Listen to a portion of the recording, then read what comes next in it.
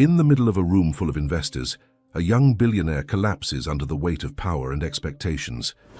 Silence turns to chaos, until a child crosses the hall and does the impossible. Her unexpected gesture not only saves a life, but triggers an irreversible change. She was only the daughter of the humble cleaning lady. What the billionaire does next is surprising. The air in the penthouse conference room of the Sterling Technologies building in San Francisco was electric with anticipation. 50 of the world's most influential investors sat in plush leather chairs, their eyes fixed on the man who had revolutionized artificial intelligence over the past decade. Ethan Sterling, at just 35, had become Silicon Valley's golden child, amassing a fortune that had earned him the title of America's youngest self-made billionaire. The merger we're discussing today isn't just about market dominance, Ethan said, his voice steady despite having consumed nothing but coffee and anxiety medication for the past 48 hours. It's about creating technology that will fundamentally transform healthcare as we know it.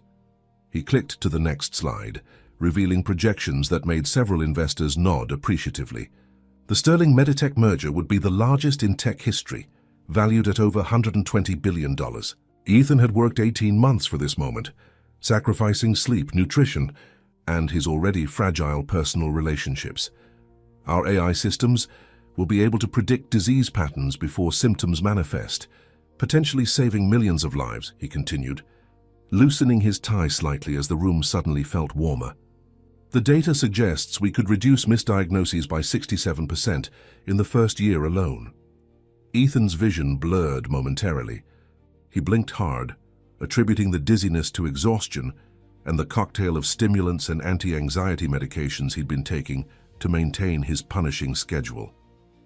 His assistant, Margot, glanced at him with concern from the side of the room, but he waved her off with a subtle gesture.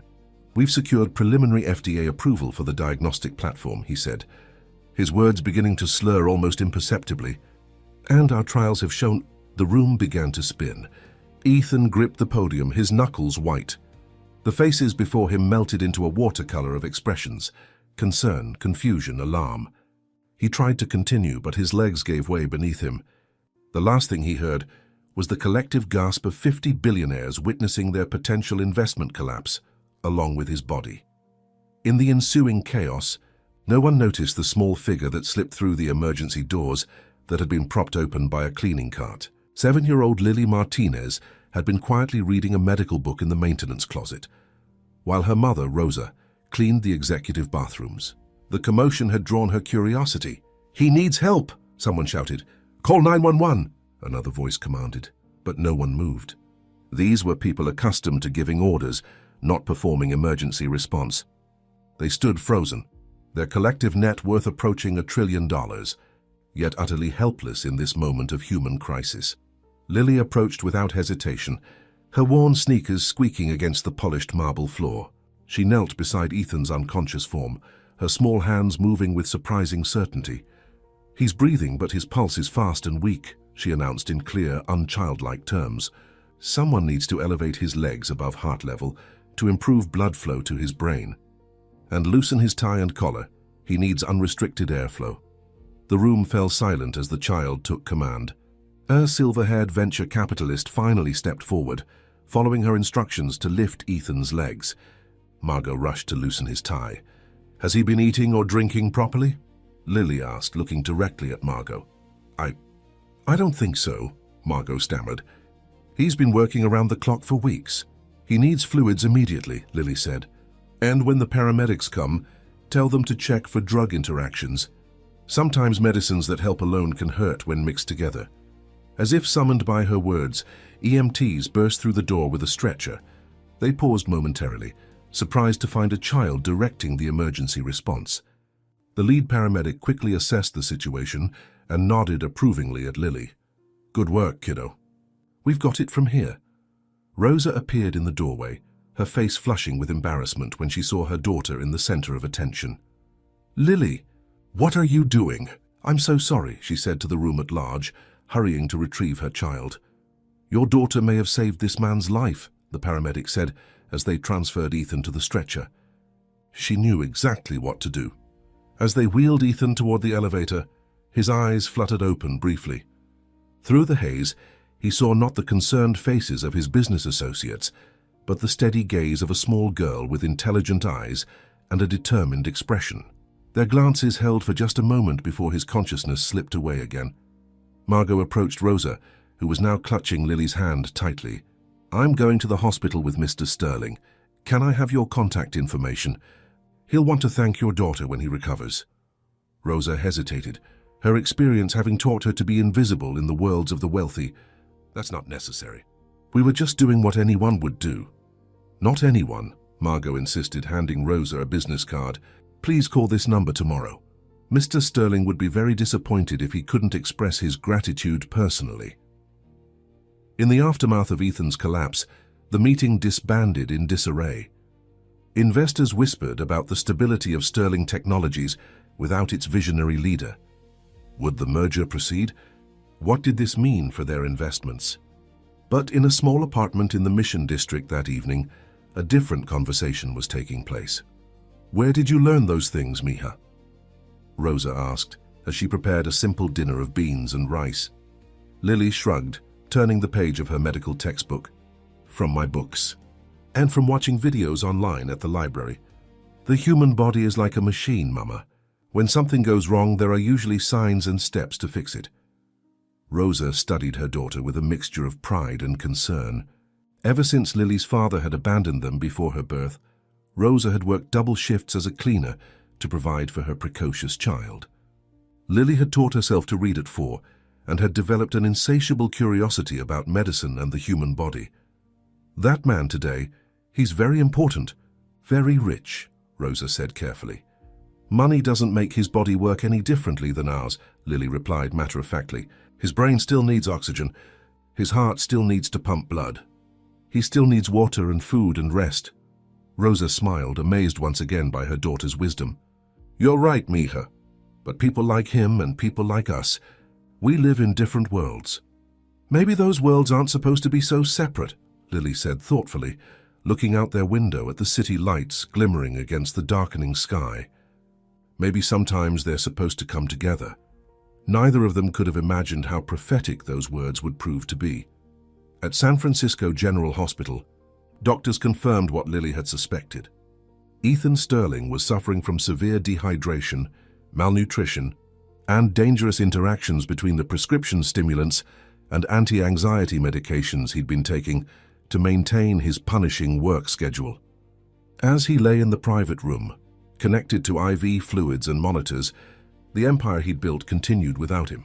Board members making calls, PR teams crafting statements, and investors reconsidering their positions. For the first time in years, Ethan Sterling was completely alone, without screens, schedules, or strategic objectives. In the sterile quiet of his hospital room, the emptiness of his existence became deafening. He had acquired everything a man could want, except for someone who cared whether he lived or died, for reasons beyond a business valuation. His phone buzzed with hundreds of notifications, but one message from Margot stood out. "Found the little girl who helped you. Her name is Lily. Her mother cleans our offices. Should I arrange a thank you gift?" Ethan stared at the ceiling, recalling the clear, confident eyes of the child who had taken command when all the power players in his world had stood paralyzed. "No gift," he typed back. "I want to thank her myself. Set it up." What he couldn't articulate even to himself was a strange sense that this encounter wasn't coincidental, that perhaps his carefully constructed world had needed to collapse for something more meaningful to begin. 3 days later, Ethan sat on the edge of his hospital bed, dressed in a fresh suit that Margot had delivered. His discharge papers were signed, but he felt oddly reluctant to leave. The forced pause had been his first in years. "The board is eager for your return," Margot said, scrolling through his schedule on her tablet. "They've managed to calm the investors for now, but everyone's waiting for your next move regarding the merger." Ethan nodded absently, his attention drawn to the door, where a hesitant knock interrupted their conversation. Dr. Miranda Chen, the attending physician, entered with a stern expression. "Mr. Sterling, before you leave, we need to discuss your condition." "I'm fine," Ethan said dismissively. "Just overworked. I'll take a weekend off." Dr. Chen's expression didn't soften. What happened wasn't simply fatigue. Your body was shutting down systematically. The combination of sleep deprivation, malnutrition, dehydration, and those medication. She shook her head. Another few hours, and we might have been having a very different conversation. I understand, Ethan said, not meeting her eyes. No, I don't think you do, Dr. Chen persisted. Your blood work shows chronic deficiencies.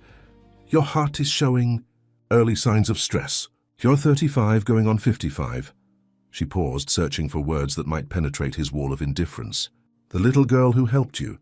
She recognized what the room full of business geniuses couldn't see. That you're human, not a machine. At the mention of Lily, Ethan's expression changed. I'd like to meet her. Properly this time. As it happens, Dr. Chen said with a slight smile, she's been volunteering in our pediatric ward, reading to patients. Her mother works in the hospital cafeteria part-time. They're here now. Minutes later, Ethan found himself walking toward the brightly painted pediatric wing, feeling oddly nervous. He'd negotiated billion-dollar deals without breaking a sweat, but the prospect of thanking a 7-year-old left him uncharacteristically uncertain. He paused in the doorway of the children's activity room.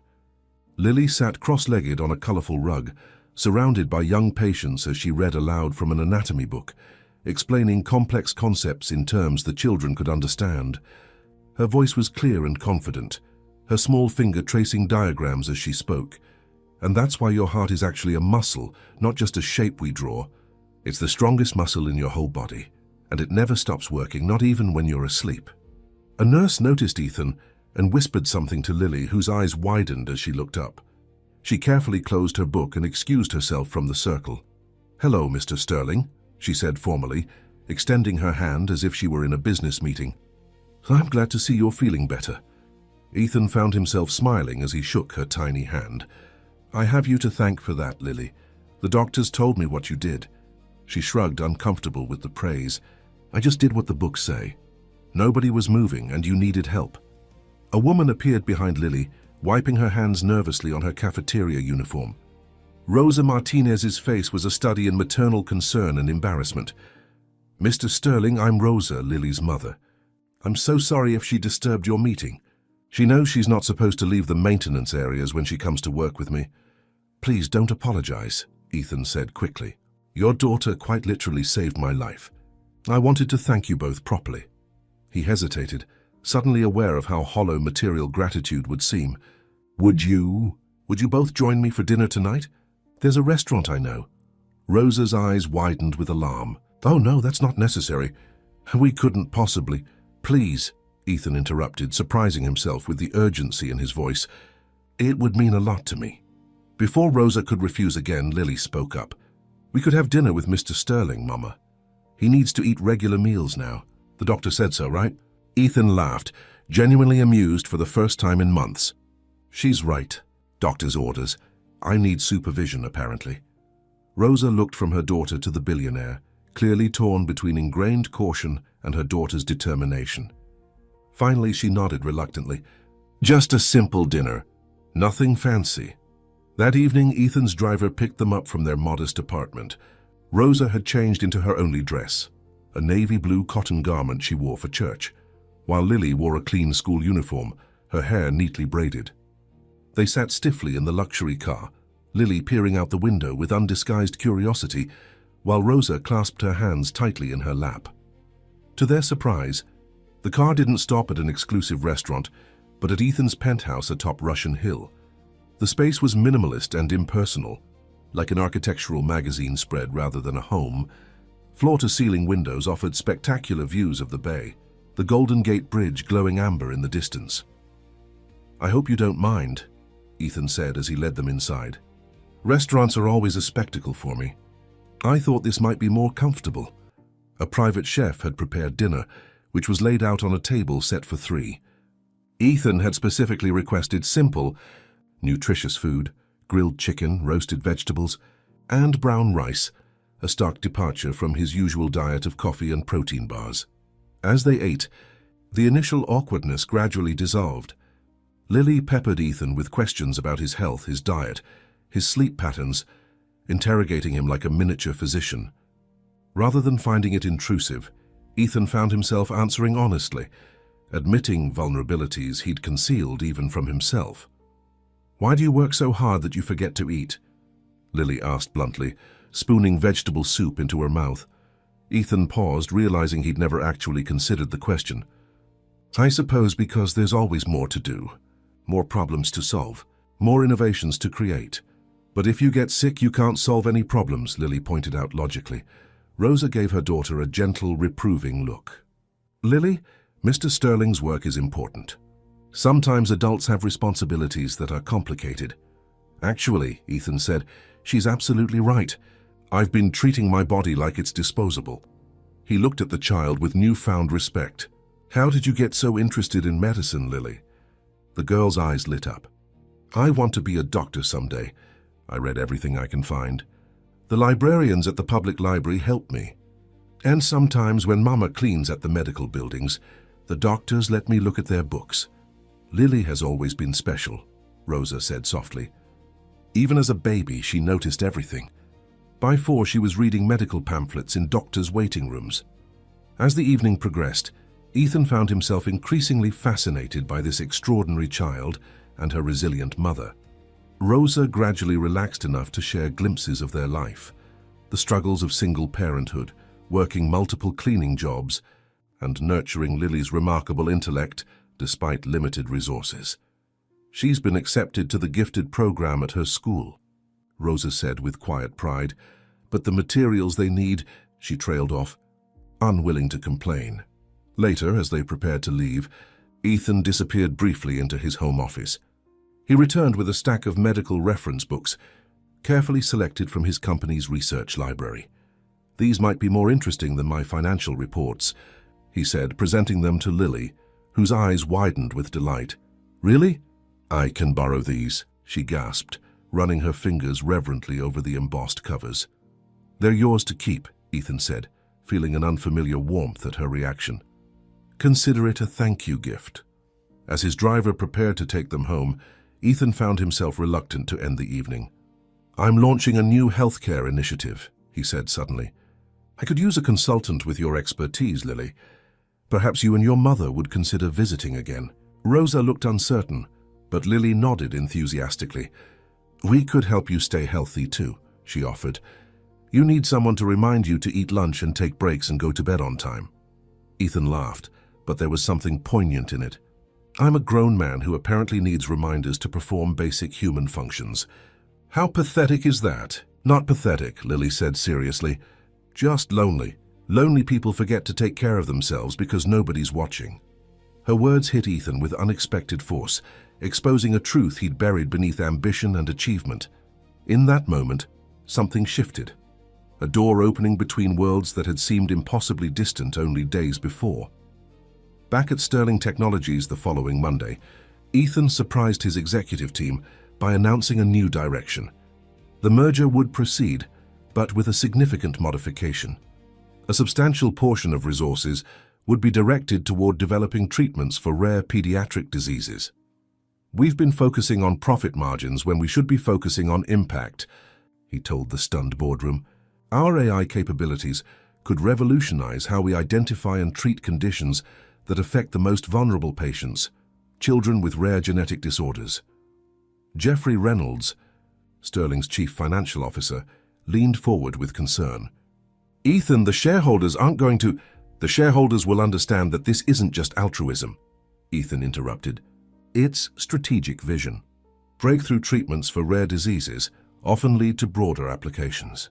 Besides," he added with unusual conviction, "some things matter more than quarterly projections." As the executives filed out, muttering among themselves about their CEO's unexpected pivot, Margot approached Ethan's desk. "This wouldn't have anything to do with that little girl, would it?" she asked knowingly. Ethan didn't immediately answer, his gaze drifting to the San Francisco skyline outside his window. "She saw something everyone else missed, Margot. Not just my medical emergency, something bigger." He turned to his assistant with newfound clarity. "I've built an empire by solving problems with technology, but maybe I've been solving the wrong problems." That evening, Ethan called Rosa. "I'd like to offer Lily a kind of internship," he explained. "Nothing formal, just visits to our research division. We have scientists working on medical applications of AI who could nurture her interests. Rosa's hesitation was palpable, even through the phone. Mr. Sterling, your generosity is overwhelming, but why? Why would someone like you take such an interest in us? It was a fair question, one for which Ethan didn't have a practiced answer. Because, he said finally, your daughter reminded me of something I'd forgotten. That underneath all the technology and business and wealth, we're human, and humans need more than success to survive. After a long pause, Rosa agreed to a single visit. Neither she nor Ethan could have predicted how that simple decision would change all their lives irrevocably in the months to come. Over the next few months, a routine developed. Twice weekly, Ethan's driver would collect Lily from school and bring her to Sterling Technologies' research wing, where she would spend hours absorbing knowledge from the scientists and doctors working on medical AI applications. Rosa would join them after finishing her cleaning shift, often finding her daughter deep in conversation with researchers who had forgotten they were speaking to a child. For Ethan, these visits became anchors in his formerly chaotic schedule. He began blocking out time specifically to join Lily in the labs, watching with growing admiration as she asked questions that even seasoned professionals found thought-provoking. More surprisingly, he found himself adopting regular meals, reasonable work hours, and even occasional weekends off, changes his executive team attributed to his health scare, but which Ethan privately knew stemmed from Lily's matter-of-fact reminders. "You promised to eat lunch today," she would say, appearing at his office door with the determined expression of a tiny drill sergeant. "The brain uses 20% of all your energy. If you don't feed it properly, your decisions will be compromised." How could he argue with such perfect logic? On Sundays, Ethan began joining Lily and Rosa for simple outings, visits to museums, walks in Golden Gate Park, or afternoons at the public library where Lily was treated like royalty by the librarians who had nurtured her intellectual curiosity for years. He discovered the simple pleasure of casual conversations, of moving through the world as just another person rather than a billionaire CEO whose every action was scrutinized for business implications. For Rosa, the evolving relationship remained a source of conflicted emotions. She saw the positive influence Ethan had on Lily's education and opportunities. He had arranged for special tutoring, provided access to resources beyond their means, and shown genuine interest in her daughter's development. Yet the gulf between their worlds left her perpetually wary, waiting for the moment when his fascination would inevitably wane. "He's a good man, Mama," Lily insisted one evening as Rosa tucked her into bed. "He was just lost before." "Good people can still hurt you without meaning to, Mika," Rosa replied softly, "especially when they belong to a different world." "Maybe he doesn't belong there as much as everyone thinks," Lily said thoughtfully. "He smiles more now, and he remembers to eat lunch almost every day." Rosa couldn't help but smile at her daughter's priorities. But later that night, as she folded laundry in their small living room, doubts resurfaced. What would happen when Ethan Sterling inevitably returned to his real life, the world of billion-dollar deals and exclusive social circles? The pain of abandonment was not unfamiliar to Rosa. Lily's father had made promises too, before disappearing when responsibility became inconvenient. Yet despite her reservations, even Rosa couldn't deny the transformation in Ethan. The arrogant, disconnected executive was giving way to someone more present, more engaged with the world around him, and her daughter was flourishing under his mentorship in ways that Rosa, for all her devotion, couldn't provide alone. Meanwhile, at Sterling Technologies, Ethan's new direction was creating waves. The company's research division had pivoted significant resources toward pediatric medicine, specifically focusing on developing AI diagnostic tools for rare genetic disorders. This shift had accelerated following a particular conversation with Lily. "Why do some kids get sick with diseases doctors can't figure out?" she had asked while examining a molecular modeling display. "Sometimes mutations in DNA cause conditions so rare that most doctors never see them," a researcher had explained. "It might take years to get a correct diagnosis. But your computers could learn all the rare diseases at once, right?" Lily had persisted. "They could see patterns humans might miss." That simple observation had crystallized Ethan's vision. Sterling Technologies launched the Helios Initiative, named for the sun god who brought light to darkness, dedicated to creating an AI diagnostic platform specifically for rare pediatric conditions.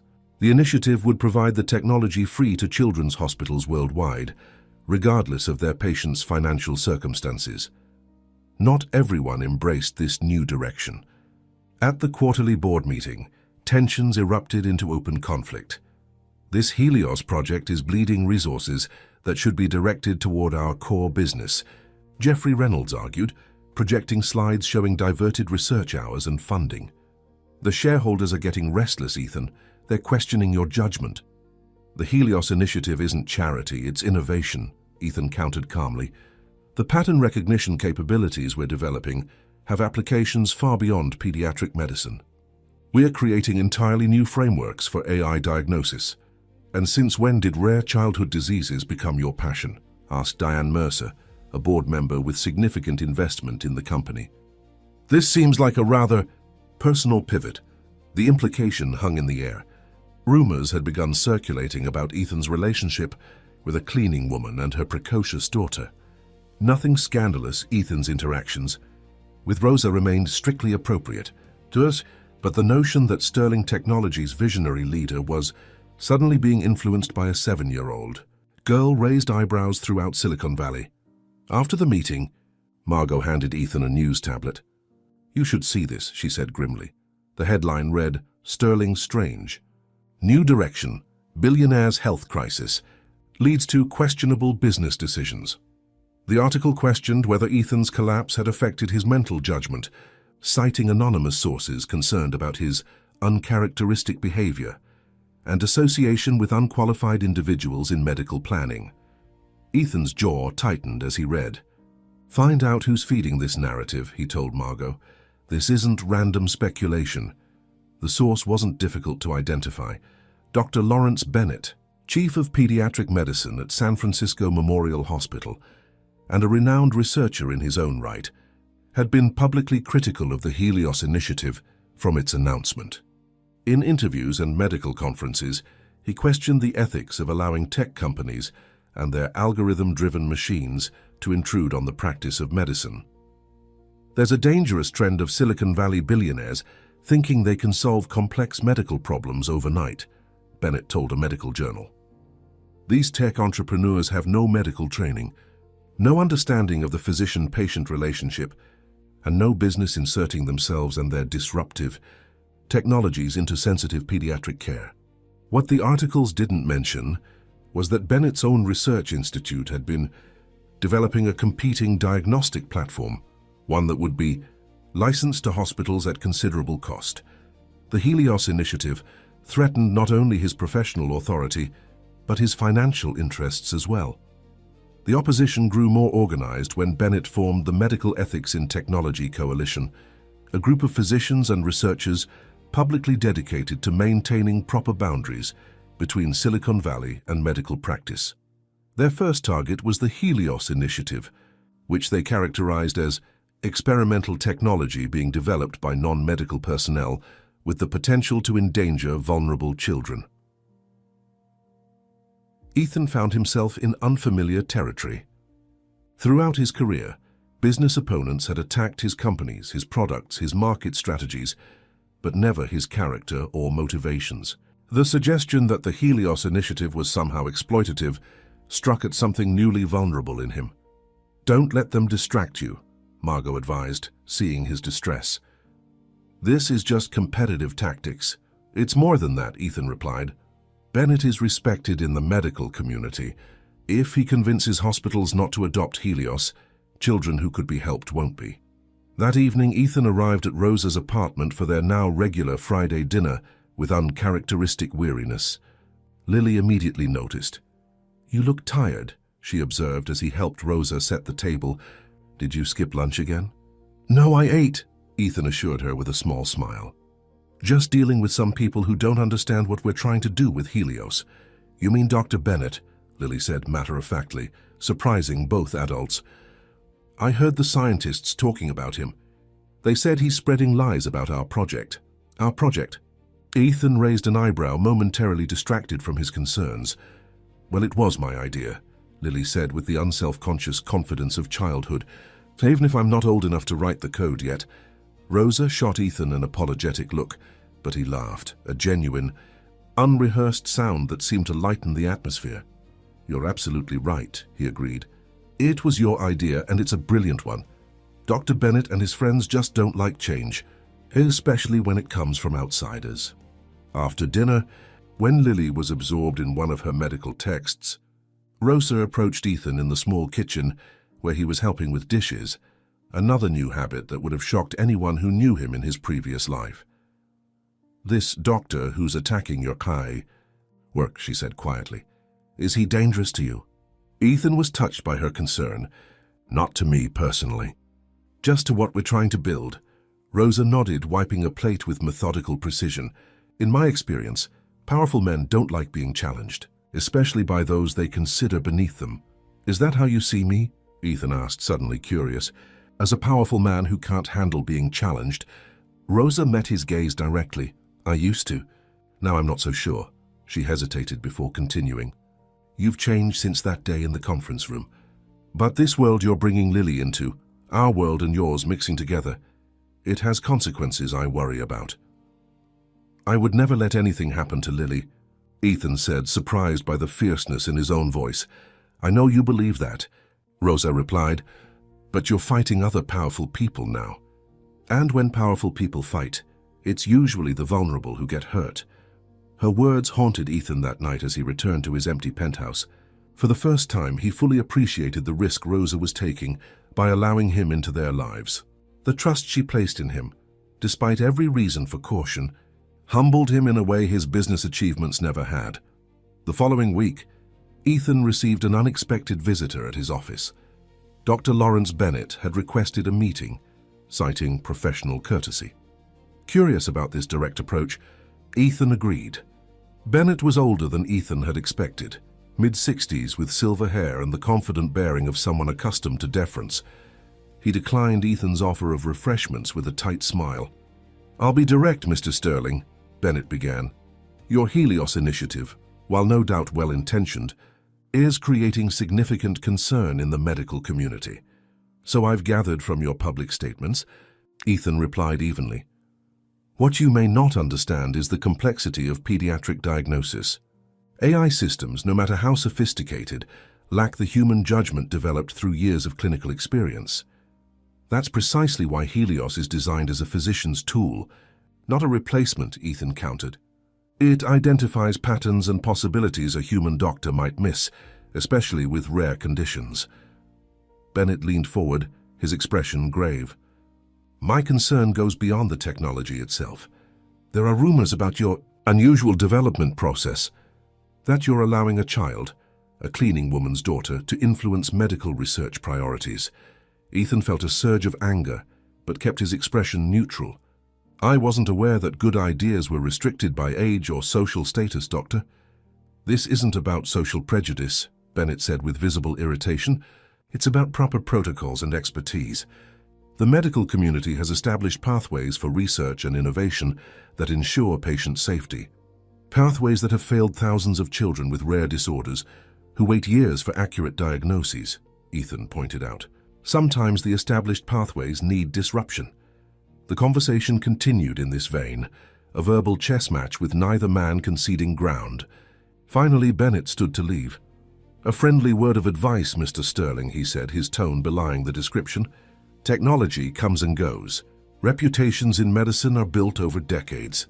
Consider carefully whether this project is worth the bridges you're burning. After Bennett left, Ethan sat motionless at his desk, processing the thinly veiled threat. For the first time in his career, he found himself questioning not his strategy but his conviction. Was he truly qualified to enter this arena? Was he putting his own pride above responsible innovation? The doubts followed him to his regular Sunday outing with Lily and Rosa. They had planned a visit to the California Academy of Sciences, but Ethan was distracted, responding to Lily's excited observations with absent nods. Finally, at the planetarium, as they stared up at the projected cosmos, Lily tugged his sleeve. What's wrong? She asked directly. You're thinking so hard I can almost hear it. Ethan smiled despite himself. Just work problems. Is it about the Helios project? Are you worried it won't help sick kids like you want it to? The perceptiveness of her question caught him off guard. Something like that, he admitted. There are people who think I don't know enough to make this work. That I should stay in my lane. Lily considered this seriously. When I first wanted to read medical books, the librarian said they were for grown-ups. She gave me baby books about the body instead. Her small face hardened with remembered determination. So I taught myself the hard words, until I could understand the real books. Sometimes you have to prove you belong somewhere before people will make room for you. Ethan stared at the child beside him, humbled once again by her wisdom. You're right, he said softly. We'll just have to prove Helios works. What neither of them could have anticipated was how personal that proof would soon become, or how their intertwined lives would face a challenge far greater than professional opposition. The first sign was so subtle that Rosa almost missed it. During their Saturday breakfast ritual, Lily's hand trembled slightly as she reached for her orange juice, causing a small spill on the worn tablecloth. Sorry, Mama, she said, quickly grabbing a napkin. Rosa might have thought nothing of it. Children spill things all the time, except that similar small incidents had been occurring with increasing frequency over the past few weeks. Dropped pencils, difficulty buttoning her school uniform, brief moments when Lily seemed to lose her train of thought mid-sentence, unusual for a child whose mind normally raced ahead of her words. Are you feeling okay, Mija? Rosa asked, placing a hand on her daughter's forehead out of maternal instinct. I'm fine, Lily insisted. Just tired from studying late. But she wasn't fine. The following Tuesday, during her regular visit to Sterling Technologies, Lily collapsed while walking through the research lab. One moment she was asking questions about genetic sequencing. The next she was on the floor, her small body seized by convulsions. Ethan was in a meeting when his phone lit up with Margot's emergency code. He excused himself immediately, fear gripping him when he heard the words Lily and medical emergency in the same sentence. By the time he reached the research wing, paramedics were loading her into an ambulance, Rosa clutching her daughter's hand with terror etched on her face. I'm coming with you, Ethan said without hesitation, already calling his driver to follow the ambulance. The next 12 hours passed in a blur of hospital corridors, hushed medical consultations, and the beeping of monitoring equipment. Preliminary tests were inconclusive. The seizure had stopped, but Lily remained unusually lethargic, her normally sharp eyes dulled by whatever was attacking her system. Dr. Miranda Chen, the same physician who had treated Ethan months earlier, took personal charge of Lily's case. We're running comprehensive panels, she told them in the small consultation room. Blood work, neurological assessments, genetic screening. Given her symptoms, the progressive fine motor issues Rosa has noticed, the cognitive fluctuations and now the seizure, we need to rule out several possibilities. What kind of possibilities? Ethan asked, his tech entrepreneur's mind automatically seeking data points, patterns, solutions. Dr. Chen's expression remained professionally neutral. It could be several things. An infection, a neurological condition, or possibly a metabolic disorder. Rosa, who had barely spoken since the ambulance ride, finally found her voice. Just tell us what's happening to my daughter, she pleaded. I wish I could give you definitive answers right now, Dr. Chen said gently. But rare conditions often present diagnostic challenges. We need to be thorough. For 3 days, Lily underwent a battery of tests. Ethan never left the hospital, working remotely from a corner of Lily's room when she slept, reading to her from her beloved medical books when she was awake. Rosa alternated between fierce maternal protectiveness and moments of devastating vulnerability, once breaking down in Ethan's arms in the hospital corridor. She's all I have, she whispered against his shoulder. My whole world. She's going to be okay, Ethan promised, wishing desperately that his billions could guarantee it. We'll find the best specialists, whatever she needs. On the 4th day, Dr. Chen requested a meeting with both of them. Her grave expression sent ice through Ethan's veins even before she spoke. The genetic panel has identified something concerning, she began carefully. Lily shows markers consistent with Kaplan-Morrison syndrome. Rosa looked blank, but Ethan's breath caught. As part of his research for the Helios Initiative, he'd become familiar with numerous rare disorders. Kaplan-Morrison was among the rarest, a progressive genetic disorder affecting neurological function, typically manifesting in childhood with subtle motor difficulties before advancing to more severe symptoms. What does that mean? Rosa asked, her voice small. Can you fix it? Dr. Chen's compassionate professionalism couldn't fully mask her sadness. Kaplan-Morrison is extremely rare. There are fewer than 200 documented cases worldwide. It affects the body's ability to produce certain essential enzymes, which leads to progressive neurological symptoms. But there are treatments? Ethan pressed, already mentally cataloging the medical research institutions he could contact, the specialists he could fly. Currently, treatments are limited to symptom management, Dr. Chen admitted. There's experimental work being done, but nothing has progressed to approved therapies. The words hit Rosa like physical blows. What happens without treatment? She asked, though her expression suggested she already feared the answer. The condition progresses at different rates in different patients, Dr. Chen said carefully. But without intervention, neurological function continues to deteriorate over time. How much time? Rosa's question hung in the air, terrible in its simplicity. Dr. Chen hesitated. In most documented cases, patients experience significant decline within 2 to 5 years of symptom onset. The consultation room fell silent. Through the window, they could see Lily in her hospital bed, absorbed in one of her books, seemingly unaware that her future was being discussed in clinical, devastating terms.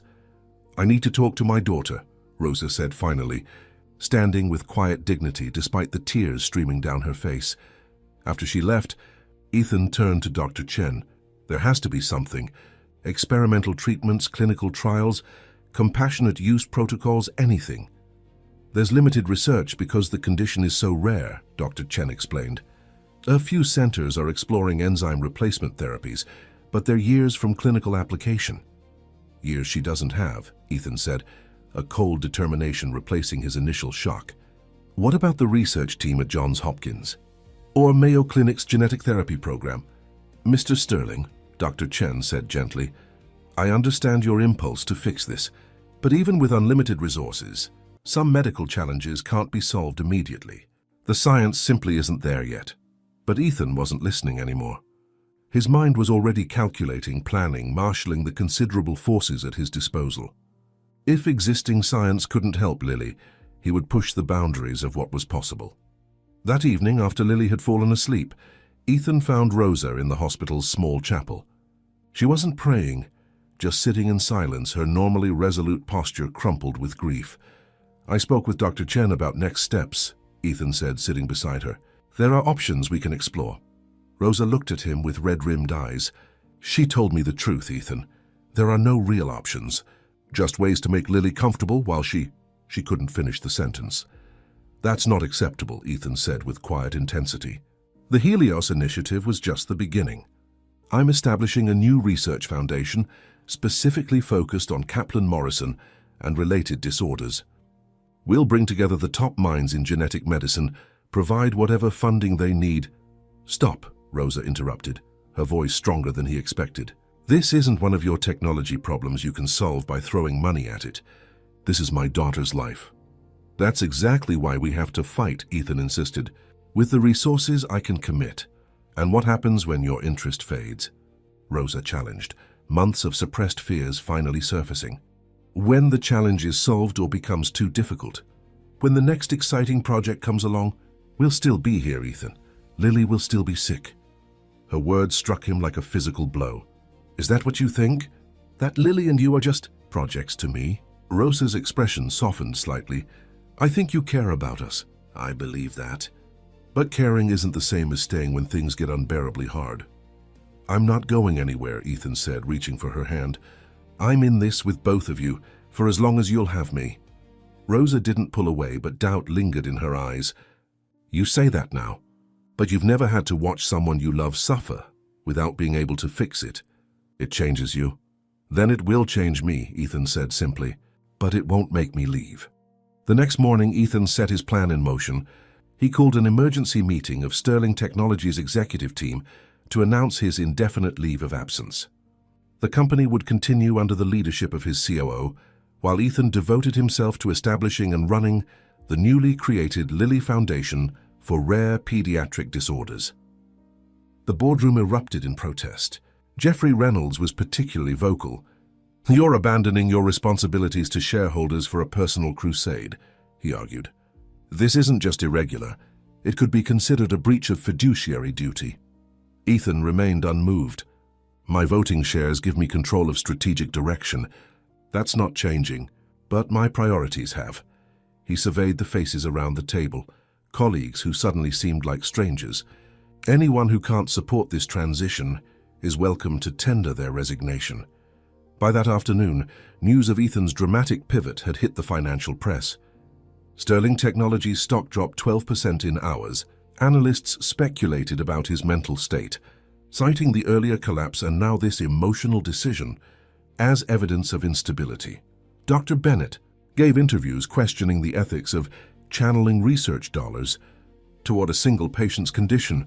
However tragic, Ethan ignored it all. Within days, he had assembled a preliminary research team, leased laboratory space near the hospital, and begun recruiting specialists in enzyme replacement therapy and genetic medicine. The Lilly Foundation took shape with remarkable speed, powered by Ethan's considerable resources and newfound sense of purpose. For Lilly, discharge from the hospital marked the beginning of a new reality. The precocious child who had devoured medical texts now found herself the subject of medical attention. Daily medications, weekly therapy sessions, and monthly evaluations became part of her routine. Yet her spirit remained remarkably resilient. "I'm a case study," she announced matter-of-factly to Ethan during one of his daily visits. "Just like in my books, except I get to help figure out the ending." Ethan marveled at her courage, even as he noticed the increasing frequency of her hand tremors and the effort it sometimes took her to find the right words.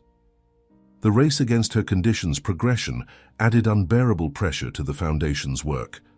Dr. Chen had agreed to split her time between the hospital and the Foundation, serving as medical director. 3 weeks into their research, she requested an urgent meeting with Ethan. "We've identified a potential approach," she explained, spreading papers across the conference table. "A novel enzyme replacement therapy combined with a modified gene therapy delivery system. The theory is sound, but what?" Ethan pressed. "It's completely experimental. The FDA would never approve a human trial at this stage. We're at least a year of animal studies away from even approaching human safety protocols." "Lilly doesn't have a year," Ethan said flatly. Dr. Chen met his gaze directly. "I know, that's why I'm bringing this to you now, outside official channels. There's a possible path forward, but it exists in an ethical gray area." "Compassionate use," Ethan surmised. "Emergency access for patients with life-threatening conditions when no alternatives exist. Even compassionate use protocols require preliminary safety data," Dr. Chen cautioned, "and approval from ethics committees." "Then we'll get it," Ethan said with determination, "whatever it takes." What it took was an unprecedented mobilization of resources and influence. Ethan leveraged every connection, called in every favor, and when necessary applied pressure through foundations that funded major research hospitals. He established a specialized medical advisory board, recruited internationally renowned experts, and personally flew to Washington to meet with FDA officials about accelerated review pathways. Throughout this whirlwind of activity, he remained a constant presence in Lily and Rosa's lives. He had moved them into a comfortable home near the hospital, not ostentatious, respecting Rosa's pride, but practical for Lily's care needs.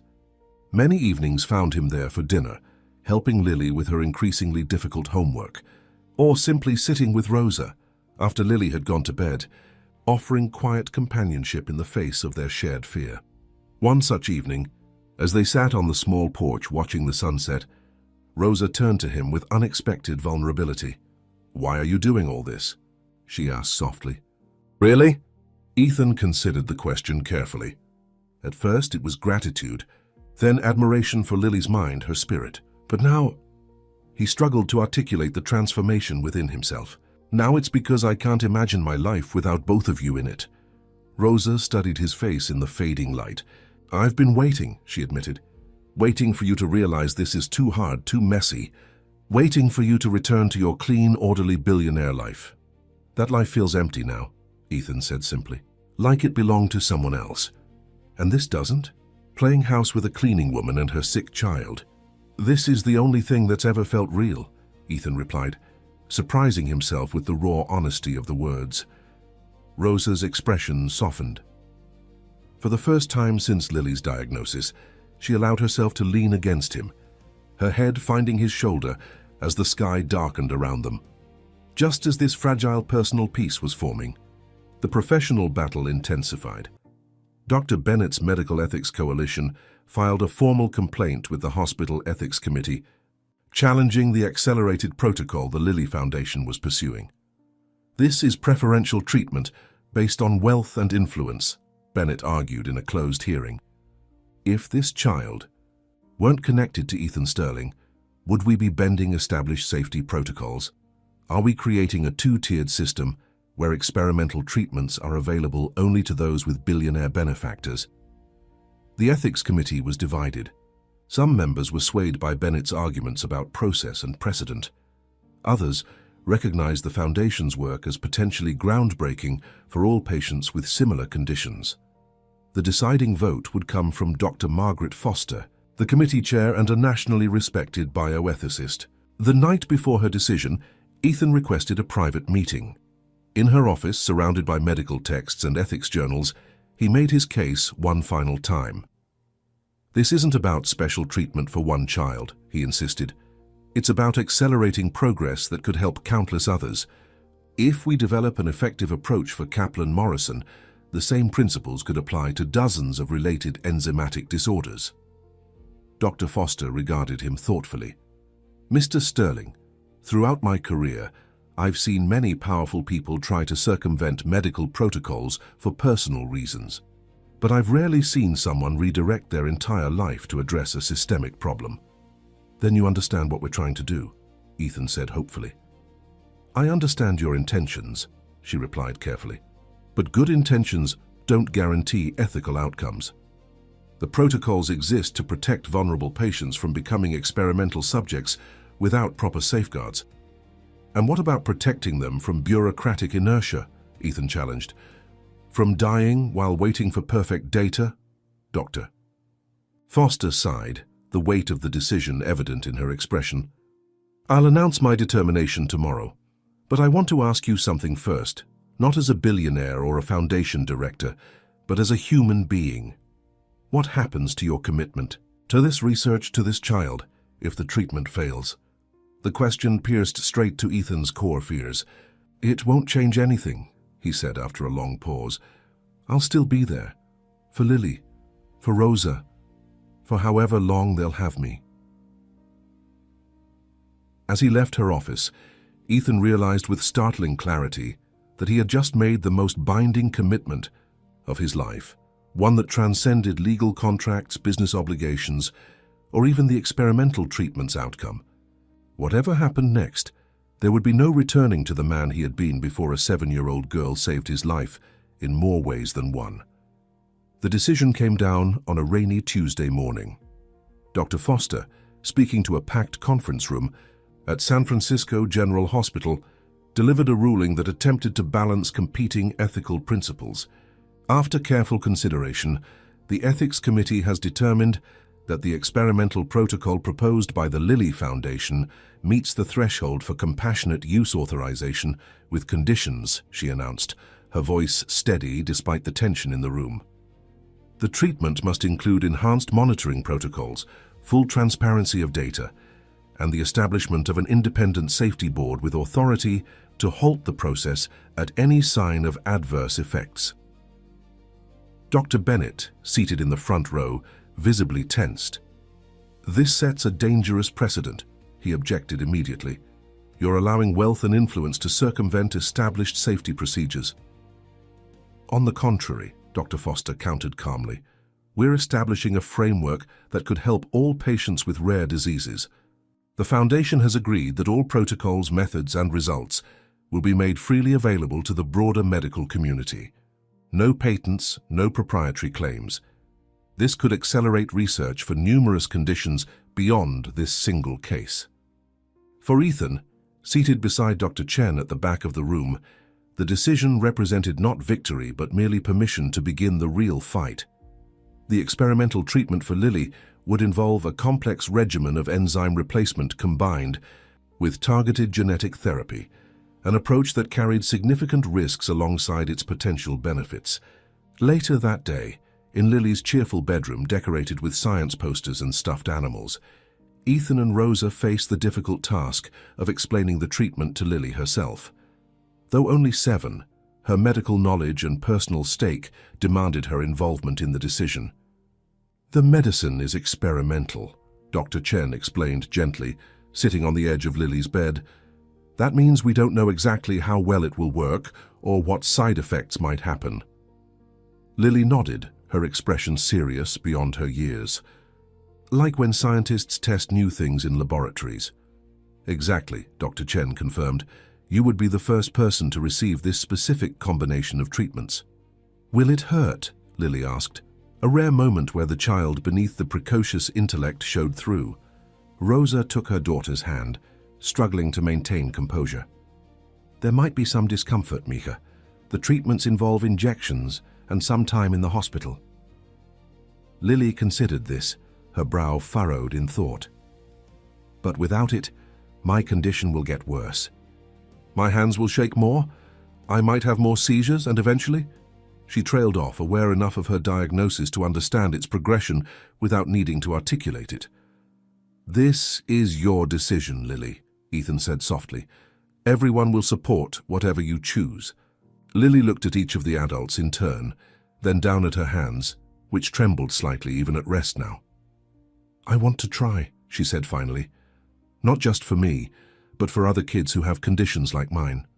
Like in my books, case studies help doctors learn." The treatment protocol began the following week. 3 days each month, Lily would be admitted to the hospital for intensive enzyme infusions. Weekly genetic therapy injections would be administered at the Foundation's clinical facility. The key regimen would last initially for 6 months, with continuous evaluation of its effectiveness against the progression of her symptoms. What no one had fully prepared for was the physical toll the treatment would take. After her first round of infusions, Lily developed a high fever and intense muscle pain as her body reacted to the synthetic enzymes. Rosa stayed at her bedside through the night, applying cool compresses and whispering comforting words in Spanish. Ethan paced the corridor outside, tormented by the suffering they had unleashed in their attempt to help. "This is too much for her," he told Dr. Chen when she arrived for morning rounds. "There has to be a way to mitigate these reactions.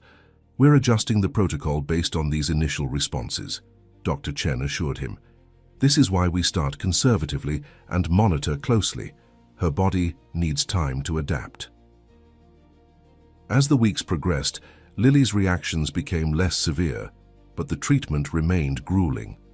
School became impossible on treatment days, and often for several days after. The Foundation arranged for home tutoring to prevent her from falling behind academically, though even this became challenging as fatigue and occasional cognitive fog became persistent side effects. Throughout it all, Lily maintained a spirit that humbled everyone around her. She insisted on documenting her own symptoms in a journal, creating detailed observations that sometimes revealed patterns the medical team had missed. When other children at the hospital expressed fear about their own treatments, she would visit them, explaining procedures in child-friendly terms that nurses claimed were more effective than their own. For Rosa, watching her daughter's suffering while being powerless to prevent it created a unique form of torment. She channeled her anguish into fierce advocacy, questioning doctors, researching side effects, and ensuring that every member of the medical team treated Lily as a person, not just a fascinating case study. "She's not your science experiment," she snapped at a visiting specialist who had discussed Lily's response markers in technical terms without acknowledging the child in the room. "She's a little girl who likes strawberry ice cream and gets scared but tries not to show it." Ethan witnessed this transformation in Rosa with profound admiration. The reserved, cautious woman who had been reluctant to accept his help had become a formidable force in her daughter's care, unintimidated by medical credentials or technical terminology. In the face of her daughter's illness, Rosa had discovered reserves of strength that surprised even herself. Their relationship evolved amid these pressures, deepening in ways neither had anticipated. Late nights in hospital rooms, shared fears, and small victories created an intimacy that transcended conventional romance. Ethan found himself relying on Rosa's steady presence as much as she relied on his resources and influence. They became partners in a battle neither had chosen, but both were determined to win. 3 months into the treatment protocol, Dr. Chen scheduled a comprehensive evaluation to assess Lily's response. The results were cautiously promising. While the tremors hadn't disappeared, they hadn't worsened, a significant victory against a typically progressive condition. Cognitive testing showed stable function, and there had been no further seizures since treatment began. "It's working," Ethan said, relief evident in his voice as they reviewed the results. "It's too soon to call it success," Dr. Chen cautioned, "but yes, we're seeing positive indicators. The real question is whether we can maintain this stability long-term." For the first time since Lily's diagnosis, they allowed themselves to hope, not for miracle cures, but for precious time and quality of life. That fragile hope, however, was about to face new challenges from unexpected directions. The first blow came from the financial sector. Sterling Technologies Board, concerned about the company's direction in Ethan's absence and the significant resources he was diverting to the foundation, initiated legal action to protect shareholder interests. They sought an injunction to prevent Ethan from misappropriating company research assets for personal projects. Specifically, the AI diagnostic technology that had been repurposed for analyzing Lily's genetic data. "They can't do this," Ethan fumed, pacing his foundation office after being served the legal papers. "The diagnostic system was my personal intellectual property. I licensed it to Sterling Technologies, but retained rights to medical applications." "Technically, yes," his attorney explained, "but they're arguing that your fiduciary duty to the company should have prioritized commercial applications over charitable ones. It's a stretch legally, but enough to create problems for the foundation in the short term." "I'll fight it," Ethan said without hesitation, "whatever it takes." Fighting means depositions, hearings, discovery, all taking time away from the foundation's work, his lawyer warned. They know that. This isn't about winning for them. It's about applying pressure. The pressure increased when several major investors in Sterling Technologies publicly questioned Ethan's judgment and emotional stability. Financial news programs ran segments analyzing the cautionary tale of a tech billionaire who had abandoned business principles for personal crusades. The narrative being shaped portrayed Ethan not as compassionate but as erratic and unreliable. Dr. Bennett seized this opportunity to renew his ethical challenges, now with the added argument that the experimental treatment's continuation was jeopardized by its founders' increasingly questionable decision-making. He filed a motion for the Ethics Committee to reconsider its approval in light of the unstable leadership and funding situation. The combined attacks created real operational challenges for the foundation. Several researchers, concerned about career implications of association with controversy, requested leaves of absence. Potential clinical partners became hesitant to commit. Even some donors began to waver, uncomfortable with the increasingly public disputes. Through it all, Ethan maintained his daily presence in Lily and Rosa's lives, determined that they would not feel the impact of these external battles. But Rosa, perceptive as always, noticed the strain beneath his carefully maintained composure. "You can't protect us from everything," she told him one evening after Lily had gone to bed.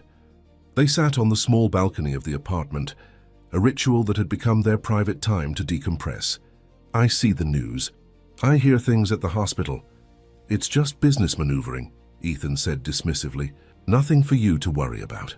"It stopped being just business the moment it affected my daughter's treatment," Rosa countered. "Don't shut me out of this fight, Ethan. I deserve to know what we're facing." Her use of "we" wasn't lost on him.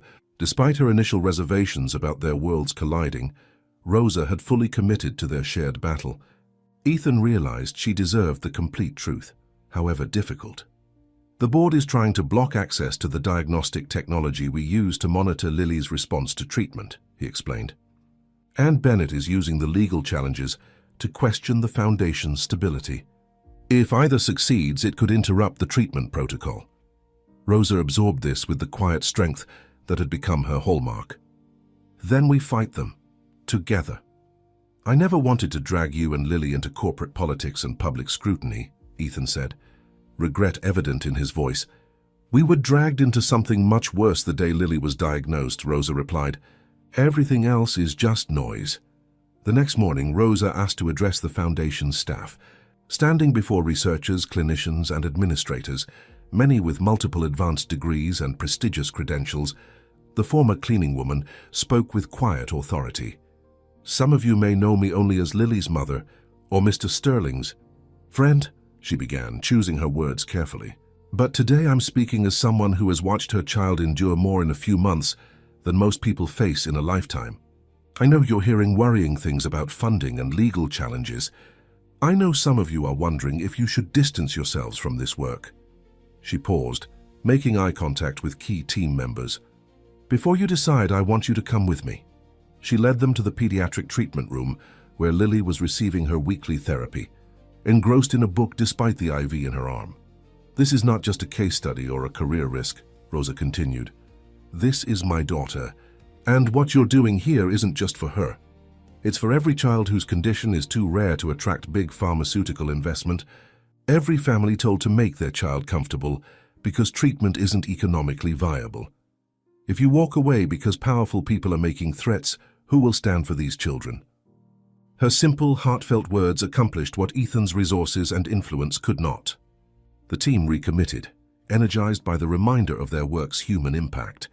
Several researchers even volunteered salary reductions to extend the foundation's runway if funding became constrained. Ethan, watching from the doorway, felt a profound shift in his understanding of leadership. All his years building companies and directing thousands of employees had taught him less about inspiring others than Rosa had demonstrated. In 5 minutes of unvarnished truth, the legal battles intensified. Ethan spent hours in depositions, defending his decisions and resource allocations. The Foundation's attorneys filed emergency motions to protect the continuity of Lily's treatment regardless of the corporate disputes outcome. Dr. Bennett lobbied medical associations to formally denounce the Foundation's approach as reckless, experimentation driven by emotional, rather than scientific considerations. The mounting pressure coincided with a critical phase in Lily's treatment. The cumulative effects of the intensive protocol had left her immunocompromised, requiring isolation to prevent infection. Her characteristic resilience began to waver under the physical strain, leading to moments of tearful frustration that broke her mother's heart. During one particularly difficult hospital stay, Rosa found Lily crying silently in her bed late at night. "What's wrong, Mija?" she asked, though the question seemed absurd given everything her daughter was enduring. "I'm causing so much trouble," Lily whispered.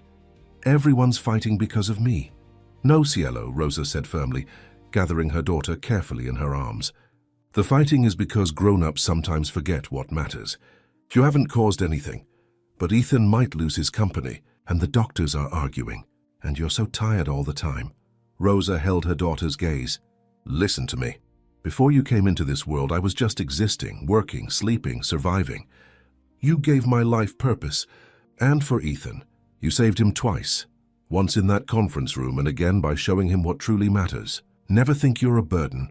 You're the reason we all fight so hard." Later, relating this conversation to Ethan, Rosa couldn't contain her own tears. "She thinks she's causing the problems. My baby is carrying guilt on top of everything else." Ethan's response surprised her. Instead of platitudes or reassurances, he asked, "What if we just stop fighting?" "What do you mean?" "I mean, what if I give them what they want? I could resign completely from Sterling Technologies, surrender my voting shares, let them have the company.